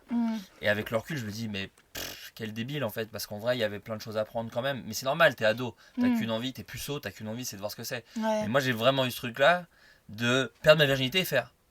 Ah oui, c'est tout. Enfin, une espèce de vraie déception, quoi. De dire, c'est chambé, hein. Mais tu vois, mais il y a vraiment un truc de... Ah ouais, je sais pas, j'imaginais un truc vraiment, tu vois. Et alors que maintenant que j'ai baissé, j'ai plus le sexe sur un piédestal, j'ai beaucoup plus, et aussi parce que évidemment je suis fou amoureux de ma meuf, mais j'ai beaucoup plus des relations sexuelles où vraiment par contre c'est 1000 fois plus puissant. Ah ouais. Parce que d'un coup en fait j'ai l'impression que je l'ai plus mis sur un truc ultra important, ce qui fait que je sais pas comment te dire, c'est comme commander une pizza, tu vois, tu commandes une pizza, tu sais à peu près ce que tu as bouffé. Par contre, d'un coup, tu bouffes une pizza, tu te dis putain, comment elle est bonne cette pizza, je vais en prendre une deuxième, c'est trop bien. Et ça m'arrive. Et parce que j'ai pas mis sur un piédestal la pizza, c'est que je connais maintenant, tu vois. Et j'ai vraiment ça avec le sexe. Et tu vois, là, et typiquement comme la pizza, c'est peu importe le pizzaiolo qui me l'a fait, tu vois. Non mais tu vois, je sais pas, j'ai pas ce truc extrêmement... je sais pas, mais attends, parce que le sexe, déjà, t'es en couple. Donc aussi, tu le fais régulièrement. Oui, bien sûr. Donc résultat, ça change le truc. Oui, c'est sûr. C'est que aussi, moi, si je peux être aussi un peu obsédée par le sexe en ce moment, c'est que déjà, ce qui est très compliqué, c'est qu'il y a un moment, ça m'est arrivé d'oublier le sexe dans ma vie. À un moment, pendant 2 ans, j'ai eu une histoire avec un mec, justement, on bossait un réalisateur, on développait un projet, très mauvaise idée. Ensuite, 2 ans, rien, j'arrête de baiser, je prends 8 kilos et vraiment, je me retire. Et là, je me retire du... Je me retire de... Allez, salut. Non, mais vraiment. Vraiment un signe, mon flingue. Non, mais c'est allez, clair. Salut. Alors, je continuais de me masturber, mais c'était même pas... C'était pour la santé, quoi.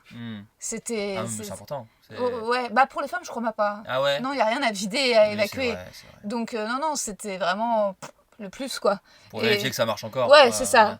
C'est comme quand tu as une bagnole que tu n'utilises pas, tu fais je vais faire un petit tour de pâté de maison pour pas que ça s'enraye, quoi. Exactement. La campagne, la Bourgogne, on n'en avait pas parlé depuis longtemps. C'est vrai. Mais, et alors après, et résultat, et ensuite, je me suis reconnectée à toutes ces questions. Et après, bon, tu le fais une fois avec un gars, c'est pas ouf. Tu te dis, ah oui, c'est pas ouf, mais quand même, c'est cool. Puis ensuite, tu le fais avec un mec, et là, tout d'un coup, c'est extrêmement cool. Oui. Non, mais ça, je suis d'accord. Et là, et ensuite, tu le fais plus. Ouais. Et alors là, pardon, mais t'es comme une espèce d'animal en ville, quoi. Non, bien sûr. Enfin, je veux dire, c'est insupportable, quoi, ce truc de... Donc résultat, quand t'es en couple, en effet, moi aussi j'ai été en couple. Attends, quand j'étais en couple, je m'en fous, j'en ai rien à foutre. Enfin, je veux dire... Même quand j'étais pas en couple, moi j'étais Ah pas... ouais. Non, mais sans être asexué, évidemment, tu vois. Mais moi, tu vois, quand je suis célibataire, enfin, ma période de quand j'étais célibataire, je la vois... Ce qui peut pas me manquer, mais de me dire, ça c'était quand même cool, effectivement, c'est de séduire la personne et de lui rouler des pelles devant un bar ou un resto. Ça, d'accord. Mais le sexe, vraiment, je me suis jamais dit, tu vois, ça fait 4 ans et demi que je suis en couple, donc il y a eu des baisses vraiment nulles, tu vois, ça arrivait. Et jamais je me suis dit, putain, quand même, avec Machine, c'était quand même vraiment chambé. Non, mais parce que t'es amoureux. Oui, mais même sans ça, c'est vraiment un truc de. Comment dire? Je sais pas, j'ai jamais trop été tenu par le bout du nez par ça, quoi. Il y a vraiment un truc. Je suis resté avec des plans cul avec qui on baisait plus du tout. Et j'étais pas dans un truc de. Pardon, excuse-moi, mais il en avait pas dit à la base que. Enfin, oui, parce que t'étais tombé amoureux de ton plan cul. Oui, il y avait de ça, mais il y avait quand même. Enfin, je sais pas, je te dis, ça a jamais été un truc de. Ah ouais? Ouais, non, je sais pas. J'adore en parler, mais je trouve que c'est un sujet marrant, c'est un sujet cool. C'est un sujet extrêmement marrant. C'est un super sujet. C'est mon sujet préféré. Non, mais moi aussi, moi j'ai mis. Il y a que des vannes de cul tout le temps. Et il y a des concepts que j'adore. Mais c'est incroyable que tu sois pas dépendant au cul. Moi, si. Mais parce que je me branle beaucoup, par contre. Bah ouais. Je me branle beaucoup. Et je suis méga. Et pour certaines personnes, je pense. Je peux être accro au porno, tu vois. Parce que je me branle toujours avec un porno et je le fais plusieurs fois par semaine, tu vois. Et je suis sexualisé, mais c'est juste de. Ouais, je sais pas, j'ai jamais. Ah ouais, le porno. Mais c'est peut-être un truc de gars qui a perdu sa virginité tard et qui du coup s'est monté la tête sur un truc parce que pour le coup, quand j'étais ado, il y avait que ça qui comptait. C'était genre, faut que je baise. Grave. Faut que je baise, je plais à aucune meuf. Moi j'étais très laid, vraiment, au collège et au lycée. Et je me prenais que des râteaux, que des trucs où j'étais même pas envisageable par toute personne. J'ai fini par sortir avec une meuf que je trouvais pas belle et qui me trouvait, je pense, pas beau. Non, mais qui est un truc de commun accord, hein, qui était juste de gens seuls. Du coup, on n'a jamais ken, mais on se frottait comme des daubes dans un canapé, tu vois. Enfin, c'était nul, quoi. Et on a arrêté parce que nos amis respectifs se foutaient de notre gueule. C'était quand même ça, hein, la tristesse du truc. Ouais. Et du coup, alors j'ai eu ma première meuf avec qui j'étais fou amoureux, qui est la personne qui m'a fait perdre ma virginité, qui je suis resté 2 ans, qui était la folie quand j'étais à la fac. Mais tu vois, vu que j'ai vécu le dépucelage en même temps qu'une vie de couple, je crois qu'il y a eu un peu un truc de... Attention avec ce geste. Mais il y a eu un peu un truc de... je crois que c'est plus la vie de couple qui me fait kiffer et que le sexe est trop cool, mais que c'est pas le truc qui me fait le plus kiffer dans le délire, quoi. Toutes les meufs rêvent de rencontrer un mec comme toi. Hein. C'est très rare. Non, si. Non, je te jure. Bah, c'est l'inverse, la plupart des mecs, t'es bien au courant. Ouais. T'es bien au courant que la J'ai vu plupart quelques spectacles d'humour. C'est l'extrême inverse. La plupart des mecs adorent le cul, adorent baiser avec des meufs très très différentes. Et le couple, pour eux, c'est un peu l'enfer. C'est ce qu'empêche ça, ouais, je sais pas. Non, mais en plus, vraiment, c'est pas du tout un truc de vouloir être un gars bien ou de je me force. Par exemple, je dis à ma meuf, je te tromperai jamais. Je me dis, je ne te tromperai jamais. Je dis, en revanche, c'est possible qu'un jour je t'aime plus ou que je tombe amoureux de quelqu'un d'autre et qu'on se sépare et que je me mette avec cette personne. Ça peut arriver, disons, même demain. On sait pas, tu vois. Je suis pas en train de te dire que c'est à la vie, à la mort. En revanche, je peux te le jurer, je ne te tromperai jamais. Et elle me dit, non, tu peux pas jurer ça. Et je dis, mais je te jure, je suis incapable, j'ai jamais trompé personne. Mais parce qu'en fait, je lui dis, mais c'est même pas un truc que j'essaie de te dire pour dire, tu es la femme de ma vie, machin et tout, même si je le pense. C'est un truc de, mon cerveau n'en est pas capable, c'est des trucs trop durs à gérer. Putain. C'est-à-dire que si je me mettais à vouloir tromper ma meuf, je ne banderais pas, je transpirerais, j'arriverais pas à tenir une conversation, je n'arriverais même pas à séduire, je crois, tu vois. Parce qu'il y a un truc de... Je suis pas capable de faire ça, mon cerveau est pas du tout adapté à ces questions-là. Et c'est pour ça que j'ai beaucoup écrit quand j'étais à Golden Moustache ou à Studio Bagel, après la fac, ou après cette meuf avec qui je suis resté 2 ans, où j'ai enchaîné plein d'histoires, parce que c'était vraiment des sketchs de gars, de jeunes adultes, de la vie active et qui ne sait pas gérer les relations, qui arrive à séduire, qui arrive à se faire des meufs, qui arrive à machin. Mais moi j'ai fait toutes les erreurs des mecs qui vont à droite à gauche, je les ai faites. Je suis tombé amoureux de mon plan cul, j'ai ghosté des meufs, j'ai pas renvoyé de texto alors qu'en fait il fallait, j'ai cru qu'on était en couple alors que la personne m'a dit mais non pas du tout, et je fais ah putain j'ai cru, enfin toutes les erreurs possibles et imaginables, je les ai faites dans un laps de temps de mes 21 ans à mes 26 ans quoi, un truc comme ça. Attends non 25 ans, voilà c'est ça. Pendant 4-5 ans, j'ai fait que ça. Toutes les erreurs possibles et imaginables, je les ai faites. Et en plus, je me mettais en scène, ça c'est très marrant aussi. Ça, c'est un truc C'est-à-dire je me mettais en scène. La personne dont j'étais tombé amoureux, des fois on allait chez elle et elle avait un autre gars. Tu vois. Et donc déjà tu sens que le gars se met un peu en scène. Tu vois. Et j'étais là, et par exemple, quand. Putain, alors attends, faut que j'en parle sans trop en dire quand même, parce que je veux pas embêter la personne. Mais l'autre gars bossait pour un truc, et du coup, dès que je passais devant ce truc-là, je faisais de la merde sur ce truc-là, en mode genre, ouais, bah, tu vois, en mode un peu vengeance nulle, tu vois. Mais en même temps, je me mettais en scène ce que personne ne me voyait faire. Je le disais pas à la meuf, parce qu'évidemment, ce serait ridicule. Et tous ces trucs. Et bah, passer devant quand il pleut aussi. Tu vas dire, ah, ça te dit, on boit un verre. Fait, ben non, je suis avec mon gars, et je suis en bas de chez elle sous la pluie, et je vois la lumière de son appart, et je fais, putain, je suis vraiment une merde. Et tu vois, mais c'est de la mise en scène, c'est non, nul. Je suis pas tu d'accord vois. avec toi. Moi, je trouve que c'est de la mise en scène. Non. Mais parce que moi, j'adore être malheureux aussi. Hein, mais en fait, non, t'as souffert et t'étais amoureux, et je pense que c'est pas de la mise en scène. Enfin, ou alors tu remets en question toute ma vie. Parce que mais je pense qu'il faut. C'est peut-être un peu des deux, hein, je dis pas.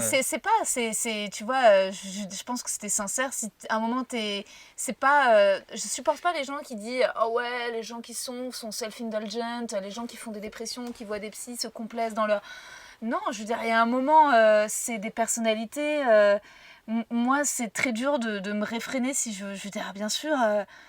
En fait, je veux dire, il y a des gens qui sont passifs. Voilà. Ouais. Là, dans la vie, ils sont passifs et ils laissent les choses passer sur eux. Et ils décident j'en sais rien, de faire chier ou d'être cool. Et puis il y a des gens qui sont plus actifs. En fait, quand tu passais sous la pluie tu vois, il y avait quelque chose, même si c'est contrarié. Moi, ça m'est déjà arrivé, bien sûr. J'aurais pu mettre une capuche, c'est ça que je voulais te dire, tu vois. Ouais, mais c'est bien, en fait, c'est chevalier, je crois. Ouais, Tu vois, ouais. en fait, c'est romantique, c'est juste c'est ressentir des choses, tu vois. C'est ça qui est. Mais je dis pas que mettre en scène c'est pas bien, hein. Ouais. Je dis juste que avec le recul, maintenant que je Ouais. suis dans mes bottes et tout, je me dis, Ouais. gars, Bah, ça c'est me sûr fait que marrer, tu vois. c'est un peu ridicule. Mais ça me fait marrer, Mais bien sûr, ouais. mais je suis pas en mode si c'était à Ouais. refaire, je le referais pas, tu vois. Ouais. Je me dis, sur ce moment-là, c'était trop cool de faire ça, mine de rien, parce que, comme je te dis, on a qu'une. Enfin, il y a le truc de on a qu'une. Autant Ouais. faire ça, tu vois. Ce serait trop con d'être tout le temps dans le jugement, ou même quand t'es tout seul, te Ouais. dire, non, faut pas faire ça. Là, Bah je suis ouais. tout seul, je m'en balèque, je fais ce que je veux, tu vois. Bah Il y a un oui. truc un peu de. Mais c'est juste que maintenant, je m'auto-juge comme dès que je vis un truc et qu'une année passe. Ouais. Et voilà, je trouve ça un peu marrant, tu vois. C'est juste ça. Ouais, non, c'est un peu marrant, mais c'est des personnages chouettes. Moi, Ouais. j'ai pas 15 ans, j'étais comme ça avec le premier mec. Ouais, une fois, je sais plus, je voulais le voir et lui, il m'avait dit non ou il voulait pas. Et j'étais allée et il pleuvait. Et je sais plus. En plus, moi, j'habitais donc rue du Sentier, tout près du Hoxton, on était Ouais, bien au sûr. 26. Et lui, il habitait dans une tour dans le 19e. D'accord. Et en plus, genre vraiment, j'avais peur de son quartier. Ouais. Et donc, résultat, c'était vraiment la bourgeoise donc, qui arrive. Et je me souviens, j'étais ouais, peut-être que j'étais dans un film ou quoi, mais je sais plus. Je pense qu'en plus, j'étais en manque où j'avais envie de le voir, où il y avait un truc et j'avais attendu. Et il pleuvait. J'étais sortie du métro et je sais plus, je le harcelais pour le voir. Et c'était mort, il n'était jamais descendu. Il était là. Mais pour moi, dans l'histoire, c'est moi qui ai raison. Ouais. C'est absolument moi qui ai raison d'avoir pris le métro et de l'avoir attendu sous la pluie et d'être allé dans un quartier dangereux. Et c'est lui, pauvre merde, tu descends pas.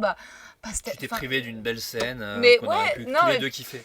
je sais Non, pas. mais il y a un peu ça, Moi Grave. vraiment, je pense qu'il y a un truc où quand tu te mets sous la flotte en bas de chez la personne, t'attends quand même que la personne te voit par la fenêtre, ouvre la fenêtre et dit bah monte. Ouais. Et voilà, et tu vois, enfin il y a forcément ça, sinon ça n'a strictement aucun intérêt. Mais Je pense qu'au fond de toi, même si tu le sais que ça n'arrivera pas, Ouais. t'as toujours ce truc de peut-être que si, tu vois. Bah enfin, ouais, puis ce qui est beau, c'est quand d'un coup, t'es avec une personne qui a les mêmes flammes avec, tu vois, un mec avec qui j'ai été, on était tous les deux à se mettre tous les deux sous la pluie. Ouais. Et c'était... Ça, c'est quand, tu vois, le mec avec qui j'ai vraiment eu l'histoire la plus longue, c'est le gars qui m'a surpassé là-dedans. Ouais. C'est, tu vois, quand on était ensemble, on était tous les jours ensemble, puis quand on s'est séparés, on a continué à se voir tous les jours, à être quand même meilleurs amis, etc. Ouais. Et puis on a mis vraiment du temps, on s'est séparés en fait là vraiment récemment, je t'en ai un peu D'accord. parlé. Mais je me souviens qu'une fois, on était tout le temps ensemble, on était sortis boire des coups. Et on avait rencontré un autre gars qu'on connaissait et on avait bu des coups avec cet autre. On n'était plus ensemble. Hein. Et lui, il se tapait des meufs. Et moi, j'essayais plus ou moins de me taper des mecs, mais c'était moins facile pour moi que pour lui. D'accord. Et on revoit ce gars qui était un comédien qu'on connaissait. On boit des verres avec lui toute la nuit. Puis finalement, on le ramène dans notre ancien appart dans lequel moi je continue de vivre et dans lequel lui vit plus. Ouais. Déjà, vous êtes dans une galère quand même. On est dans une galère. Et on met la musique et je danse avec le gars, puis le gars commence à me rouler des pelles. Ce pote comédien. Là, mon ex claque la porte, se barre. Il se trouve qu'il est allé se recueillir à Jersey. Quand il est parti. Pendant une journée, moi je savais pas où il était et je savais qu'il avait tendance à faire des fugues, mais ça pouvait être à Versailles, et, sauf que là il avait quand même passion Victor Hugo. Et le truc c'est que quand il a mal vécu me voir moi pécho un autre mec devant lui, il est quand même prendre un bateau pour aller sur Jersey, Guernesey quoi. Et je savais pas où il était, qu'il était à Guernesey, tu vois. Parce que j'avais pécho ce pote devant lui. En même temps, tu pouvais le deviner, ferait de toi une X-Men, quoi. C'est-à-dire qu'il y a un truc de... Fallait vraiment le savoir, quoi. C'est-à-dire que tu peux imaginer plein d'endroits, mais alors celui-là, il arrive en 64, je crois. 65. Ouais. Et dis-toi, et j'attends, et je m'inquiète. En fait, je m'inquiète, je culpabilise, je sais pas. Puis en plus, à la base, c'est quand même lui qui m'avait quitté, tu vois. Et moi, c'était même pas par vengeance, tu vois. Et il est revenu. Non, puis il y a un truc de chacun fait sa vie, quoi. Voilà. Et bon, après, c'est pas l'un devant l'autre. Et il est fini, il a fini par revenir tard le soir. Donc, comme quoi, Guernesey, c'est vraiment juste à côté de Paris. Parce que finalement, ça va vite. Ça va vite. Sachez-le. Les transports, quand il n'y a pas de grève, voilà. Ouais. Et je me souviens, je l'ai retrouvé, et il était assis sur les escaliers. Et je lui ai commencé à parler, il m'a dit, parle pas. Je dis, ok. On est rentré chez moi. Et là, il a juste voulu que je mette la musique d'Out of Africa pour pleurer dans mon lit, tu vois. Et en vrai, bon, je sais pas si je retrouverai un jour un mec comme ça, mais c'était, tu vois, c'était quand même cool en vrai. Mais tu vois, moi, c'est très marrant parce que, alors pas à ce point, mais j'ai eu un truc très passionné comme ça. C'est la personne dont je te parle. Et ça n'a pas marché parce que mon cerveau est pas fait pour ça. Et quand je me suis mis avec ma meuf actuelle, au début, il y a eu ce truc de tiens, c'est moins passionné. Et c'est pour ça que je pensais que ça marcherait pas. Parce qu'il y avait un truc de mais j'ai connu un truc tellement plus fort. Et au bout de 2 mois, il commence à se passer des trucs de putain, mais en fait. Et en fait, d'un coup, la passion, c'est pas une passion de comédie romantique ou une passion de Victor Hugo ou une passion de j'ai vu ses longs cheveux qui montent. Tu vois, c'est pas ça. Mais c'est une passion de on fait une grasse mat. C'est une passion on se fait un ciné et c'est une passion de surprise, je suis là et machin et d'un coup en fait je me suis rendu compte que pour moi, je suis pas du tout en train de dire pour les gens, mais pour moi c'était ça qui était 1000 fois plus fort en fait, c'était ces trucs là de découvrir la personne pendant une relation très basique, hétéronormée, de monogame, de on va voir où ça va, et ces trucs là de découvrir des traits de sa personnalité tous les jours et qu'elle découvre les miens et de se faire découvrir des choses, tu vois. Avant moi c'était inconcevable pour moi de sortir avec une personne qui est pas tel ou tel rêve, tu vois, qui a jamais vu tel truc ou tel machin, et d'un coup je sors avec cette meuf qui a jamais vu de Will Ferrell et je fais ah putain t'as jamais vu Will Ferrell, et je lui montre les Will Ferrell et elle devient fou de Will Ferrell, et d'un coup tu te dis putain mais c'est 1000 fois plus puissant en fait, c'est génial, je lui ai fait découvrir des trucs et maintenant on va voir des Will Ferrell ensemble, et je suis lié à ce truc-là chez elle, et l'inverse est très vrai aussi. J'avais jamais vu Amadeus, j'avais fait semblant de dire que je l'avais vu, mais je l'avais jamais vu. Elle me dit putain mais c'est mon film préféré, et je vois Amadeus, et je fais mais c'est vrai que c'est un chef-d'œuvre, et on se retrouve et elle est touchée très fort de se dire putain c'est trop bien, je t'ai fait découvrir Amadeus. C'est un exemple très précis, il y en a un milliard d'autres, des trucs plus intimes, tout ça, mais et en fait la passion qui se crée comme ça, je l'avais pas vu venir parce que on n'en parle pas trop en fait de celle-là, tu vois. C'est un peu un truc de peut-être de vie de tous les jours, ou peut-être que c'est très rare et que j'ai beaucoup de chance de l'avoir, tu vois, mais on te parle de celle qui est romanesque, ou on te parle des couples basiques qui meurent à petit feu, machin et tout, et peut-être que ça va m'arriver, mais encore aujourd'hui, et ça fait 4 ans et demi, je suis toujours dans ce truc où j'ai jamais aimé aussi passionnément quelqu'un, et pourtant c'est une personne avec qui je suis en couple depuis très longtemps, enfin depuis longtemps, pas très longtemps, mais avec qui je suis depuis longtemps, et avec qui à la toute base j'aurais pas misé des milliards d'euros sur cette relation, quoi. Et tu vois, et alors quand on parle à des potes, il y en a qui peuvent croire que c'est soit de la paresse ou que c'est un truc que t'as là et donc du coup tu t'y es fait, machin et tout. Et vraiment, je me suis posé un milliard de questions parce que je suis scénariste et un être humain même. Il faut pas se justifier de se poser des questions, hein, c'est les autres qui sont cons. Hein. Mais du coup, je me suis quand même posé un milliard de questions. Est-ce que c'est parce qu'en fait c'est posé, qu'en fait je suis un peu paresseux, mais en fait non, c'est faux. Je me rends compte que bah non, en fait c'est juste que ça me correspond 1000 fois plus, et qu'en fait j'ai trouvé une personne avec qui le quotidien est une fête, c'est peut-être une formule un peu galvaudée, mais qui en tout cas est tous les jours différents et c'est quelqu'un qui est bourré d'angoisse et c'est incroyable, mais qui sont pas des angoisses malsaines qui te rabaissent toi en plus bas de terre, c'est des angoisses d'être humain par rapport à vieillir, la mort, machin, mais qui sont pas que des angoisses de est-ce que je suis heureux avec toi, machin, enfin je sais pas, c'est des trucs qui sont assez mais tu vois, je trouve pas les mots, tu vois, c'est te dire à quel point c'est des trucs qui sont qui sont très nourrissants et qui font du bien et voilà, et on s'engueule évidemment et des fois c'est moins bien, mais je sais pas, c'est un Vous engueulez pourquoi on s'engueule? Mais en fait, c'est très court nos engueulades, ça, ce qui est assez rigolo. Et moi, je sors en fait. En fait, avant, je tapais dans les murs, ce que j'ai arrêté de faire évidemment, et où je lançais des objets et des trucs comme ça, de façon un peu nulle. Et du coup, maintenant, je sors. Donc, je sors de l'appart, je fais un tour et je reviens. Et donc du coup ça dure jamais très longtemps parce qu'en fait elle a non en fait c'est juste qu'on s'engueule souvent pour des trucs, enfin quand on s'engueule c'est toujours pour des trucs pas si importants de je sais pas j'essaie d'en trouver une, c'est un peu nul hein, ça fait genre le gars il s'engueule jamais, mais je trouve pas là comme ça truc qu'on vous êtes jamais jaloux non la jalousie c'est pour le coup c'est très absent de notre coup. Ah ouais. Elle a été surprise par le titre de ton podcast quand même. Ouais. mais elle était pas genre quoi pardon non, ouais. Je lui ai dit non mais regarde je lui ai montré l'extrait avec Bernard, elle fait d'accord ok, le concept est marrant et tout machin. Mais non, tu seras pas obligé de partager les stories quand je sortirai l'épisode. Putain, le nombre de mecs maqués qui ont honte. Par le titre ouais, non mais vis-à-vis de leur meuf ils sont gênés, ensuite ils veulent plus partager les autres. Franchement je peux comprendre, tout le monde n'a pas la même non mais je sais pas, en fait c'est surtout que moi l'engueulade a besoin de se terminer et que ma meuf peut très très bien aller se coucher et alors moi ça c'est impossible pour moi donc du coup ça monte non l'engueulade qu'on a eue récemment c'est lié à l'alcool, c'est à dire qu'elle était là genre elle a fait le dry January je crois c'est ça que ça s'appelle, d'arrêter de boire et un jour elle est rentrée un peu bourrée et du coup elle était plus facilement énervée et j'ai dit du coup t'as bu, elle fait oui quoi, et du coup et je lui ai fait tu fais ce que tu veux, mais c'est vrai que du coup tu vas encore mal dormir et tu vas encore me dire le lendemain matin que t'as mal dormi et que machin. Et voilà, donc truc un peu de merde mais qui commence à monter où je dis bon meuf on va pas se prendre la tête, t'es un peu bourré. Et là elle fait ouais donc ça c'est ton grand truc, on peut pas parler. Donc bon bref ça monte. Et voilà, et c'est redescendu tout aussi sec le lendemain matin. Je suis désolé j'étais bourré, je fais non mais c'est moi en même temps je vais pas te prendre la tête alors que t'es bourré. Et vous dormez toutes les nuits ensemble? Ah bah toutes les nuits. Putain c'est ouf ça. Après, j'adore quand elle est pas là. Hein. Ah bah ouais, tu m'étonnes, c'est quand même génial de dormir seul. Et puis pareil, je vais dire un truc, j'ai mon bureau qui est non seulement un truc cool pour le taf, mais qui est aussi un truc cool de la vie, d'avoir une pièce à toi. Et les paix, vous pétez non, ça me dégoûte. Ouais, c'est compliqué. Mais ça me dégoûte garçon-fille, donc en fait ça c'est plutôt cool. C'est-à-dire que elle l'a jamais fait devant moi et elle sait que jamais ça me dégoûte. En 4 ans et demi. Si, peut-être un accident. Parce que ça arrive par accident. Hein. Et ça arrive quasiment par accident que dans l'intimité en plus malheureusement. Bah hélas. Mais non, mais il y a eu, mais à chaque fois je suis et elle s'excuse trop par rapport au truc, je fais non mais c'est évidemment pas parce grave. Que toi ça t'est jamais arrivé de péter? Jamais. Non si 2 fois, mais par des trucs de sport. C'est genre quand je faisais un peu de sport chez WAM, des abdos ou des pompes, et c'est par accident. Un jour on se battait aussi, on se battait avec des coussins, des trucs machin, et du coup elle a mis un coup de pied sur mon ventre et c'est sorti, il y avait vraiment ah putain.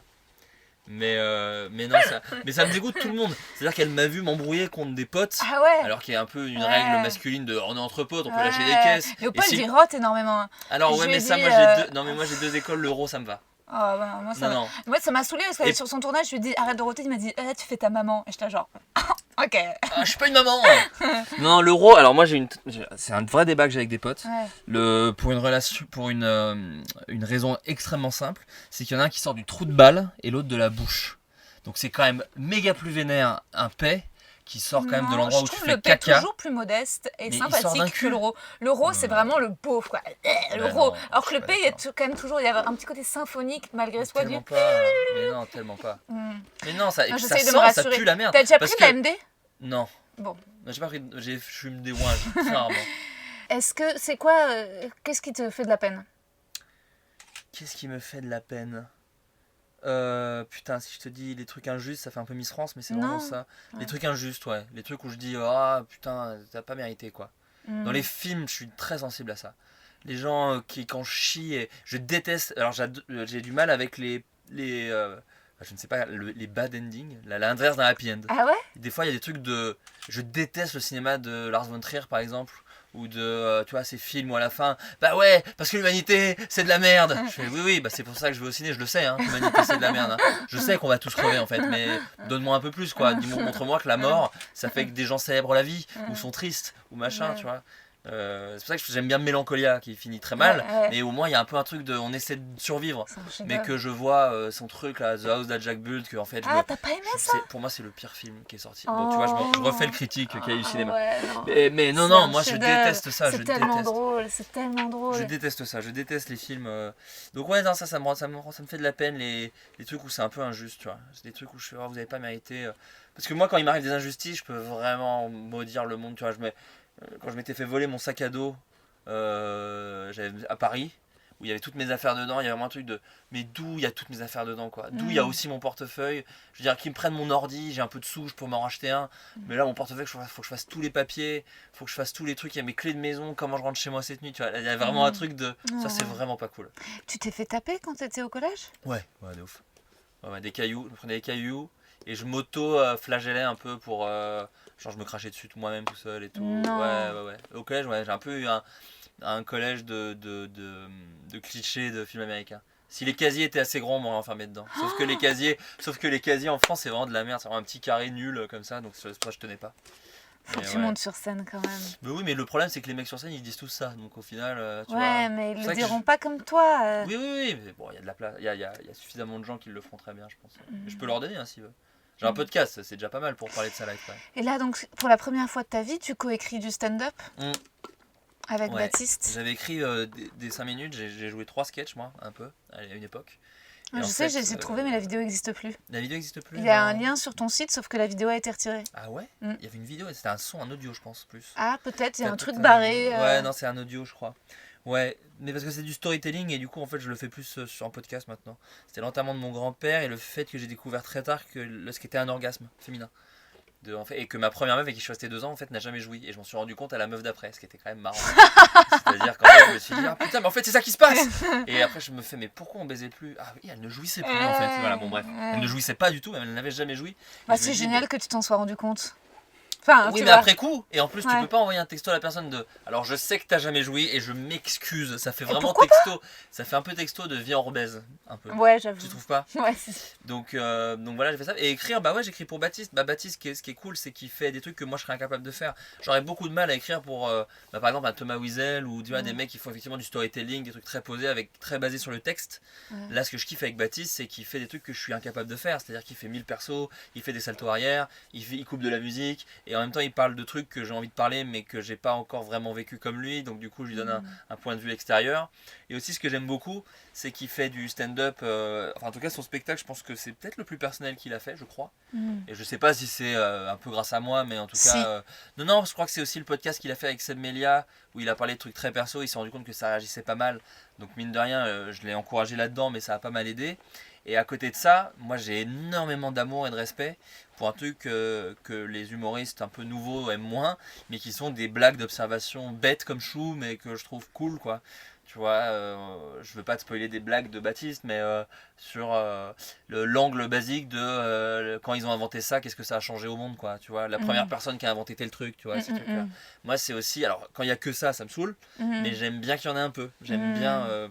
Il y a un sketch dans son nouveau spectacle de Foresti que j'adore sur le fait que les Américains n'ont pas de pommeau de douche amovible et que le pommeau de douche c'est juste un truc comme ça et qu'ils doivent se tourner pour se laver et tout. Et donc du coup elle dit psychose, ça serait pas passé comme ça, tu vois, parce que là elle peut rien faire.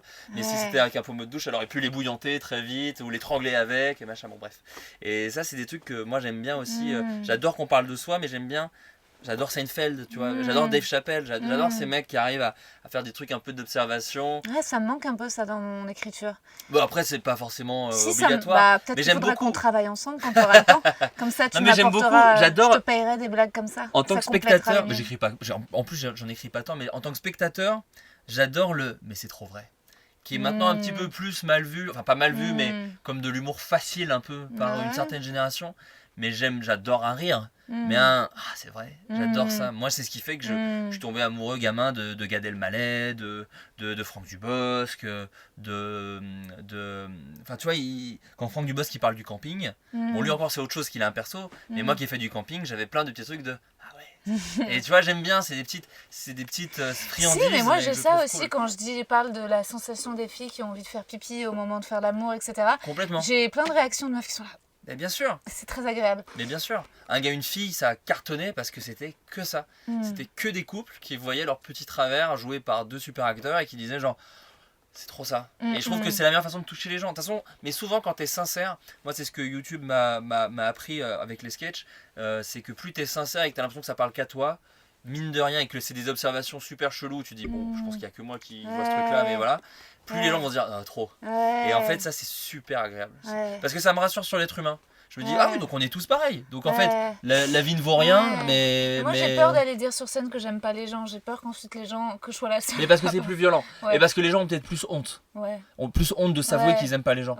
Mais si tu parles, si tu trouves un angle de le pote que t'as pas envie de voir mais t'oses pas te dire on est plus potes. Ça les gens en ont plein. Tu vois, les collègues de taf ou les, tu vois, il faut trouver un peu l'angle. Nous avec Baptiste, j'essaie d'enlever les trucs où tu vois, c'est un humoriste Baptiste, tu vois, donc on essaie pas de faire des blagues sur les collègues de bureau ou les trucs comme ça, tu vois.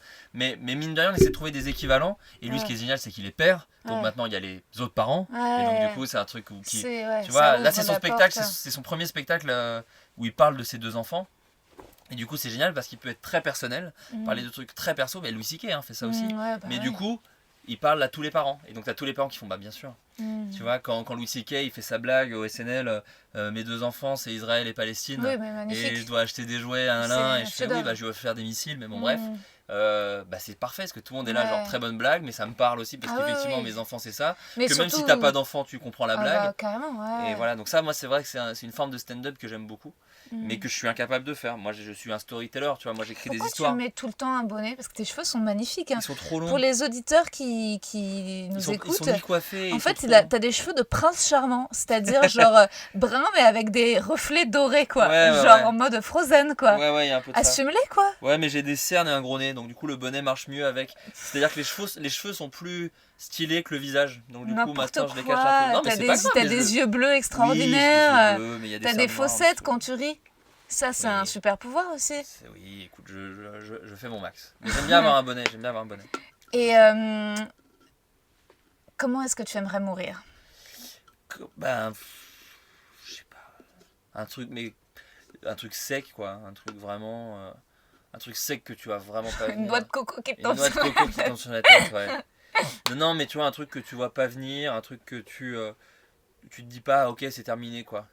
Mais après, les gens, peut-être qu'en fait, quand ça t'arrive, c'est pas si... quand tu sais que c'est terminé, tu vois, genre un crash d'avion, peut-être tu dis, bah voilà, c'est horrible, mais en même temps, on va rien faire. Enfin, tu vois, peut-être que tu te calmes. Bon, je pense que tous les gens qui ont écouté des boîtes noires me diront, non, c'est vraiment l'inverse. mais non, je sais pas, oui, bah comme tout le monde, j'ai envie que ça aille vite, quoi. Je sais que ça va arriver et j'ai pas peur que ça arrive. Mais putain, si ça pouvait se faire à un moment où je le vois pas... par exemple, même mourir jeune, tu vois, il y a un truc de je comprendrais pas ce qui se passe, tu vois.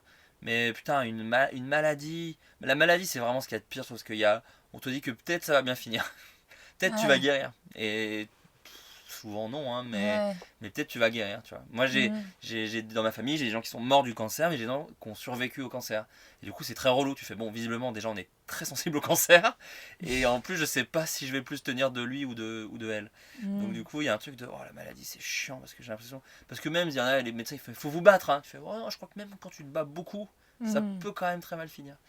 Donc ouais, j'ai pas une envie précise de mourir. Noyer, ça a l'air vénère aussi. Brûler, noyer, ça a l'air très vénère. Brûler, ça doit être horrible. Noyer, ça peut être... Tomber de très haut, j'ai l'impression que c'est quand même le plus cool. Oh non, parce que tu le vois... fracasses en 10 000 morceaux. Ouais, mais c'est peut-être dead, quoi. C'est terminé. Moi, j'aurais juste peur d'être handicapé à vie. Bah, mais c'est en ça. vrai, oui, mais si c'est de très très haut. T'imagines, c'est là que tu deviens genre l'auteur mondialement connu. C'est le Stephen Hawking de l'humour, oui, mais dans tout truc. Mais tu vois, si tu sautes d'un avion... Il traduit les blagues sur un tableau. Il y a un truc, si tu sautes d'un avion, par exemple, très haut, pour te tuer, bon déjà c'est sûr, tu vas mourir. Et en plus, je crois que tu perds connaissance. Je crois qu'il y a un truc, en fait, où vu qu'il fait tellement froid et que tu vas à une vitesse qui est tellement folle, qu'en fait, tu perds à moitié connaissance. Et c'est comme si on t'asphyxiait, tu vois. C'est comme, bon, alors peut-être plus ça, à la limite, asphyxiez-moi et mettez-moi une picouse que je meurs, tu vois. Ça, à la limite, c'est le plus simple. Grave. Mais voilà. Mais j'ai pas besoin d'un truc qui soit stylé de ouf, je m'en fous. Ah ouais, pas forcément. T'imagines quand même Cléopâtre, un serpent, c'est pas mal, tu vois. T'es là, tu te trouves sur ton lit, tu vois, les serpents t'ont dévoré. Je me dis, il y a quand même une image, quoi. Mais bon, faut être sacrément narcissique. Non, mais moi, surtout, j'écris et je réalise et je crée des trucs pour pas mourir après ma mort. Enfin, tu vois, pour que les gens voient encore des trucs de moi après ma mort. Tu vois, le truc de... Enfin, je le fais pas pour ça, mais mais il y a forcément une part de ça. Je suis fasciné, le fait qu'on continue à regarder des films de gens qui sont décédés, qui continuent d'exister via ça. Ouais, ça c'est vraiment ça, être éternel, tu vois. Que tu te dises que si t'as pas fait trop de merde de ton vivant, des gens regarderont des films de Alfred Hitchcock encore dans 100 ans, c'est quand même un peu stylé, quoi. Et des daubes, et des films tout pourris, mais qui seront au fond du catalogue de Netflix. Moi, ça me plairait que 50 ans après ma mort, même si je fais rien de fou de ma vie, peut-être qu'il y a des gens qui retomberont sur une vieille vidéo YouTube et qui diront « Ah putain, c'est marrant, ça parlait de ça ». Et ça, je me dis, bon, bah, c'est une façon d'être éternel quand même, donc ça, c'est cool. Merci Florent. Merci à toi, merci de l'invitation, c'est trop cool. J'ai eu un peu envie de pisser sur les 8 dernières minutes, je t'avoue. Ça, et j'ai pas osé, grave. mais parce que j'ai bu tout ça. Bah ouais, moi aussi j'ai beaucoup bu.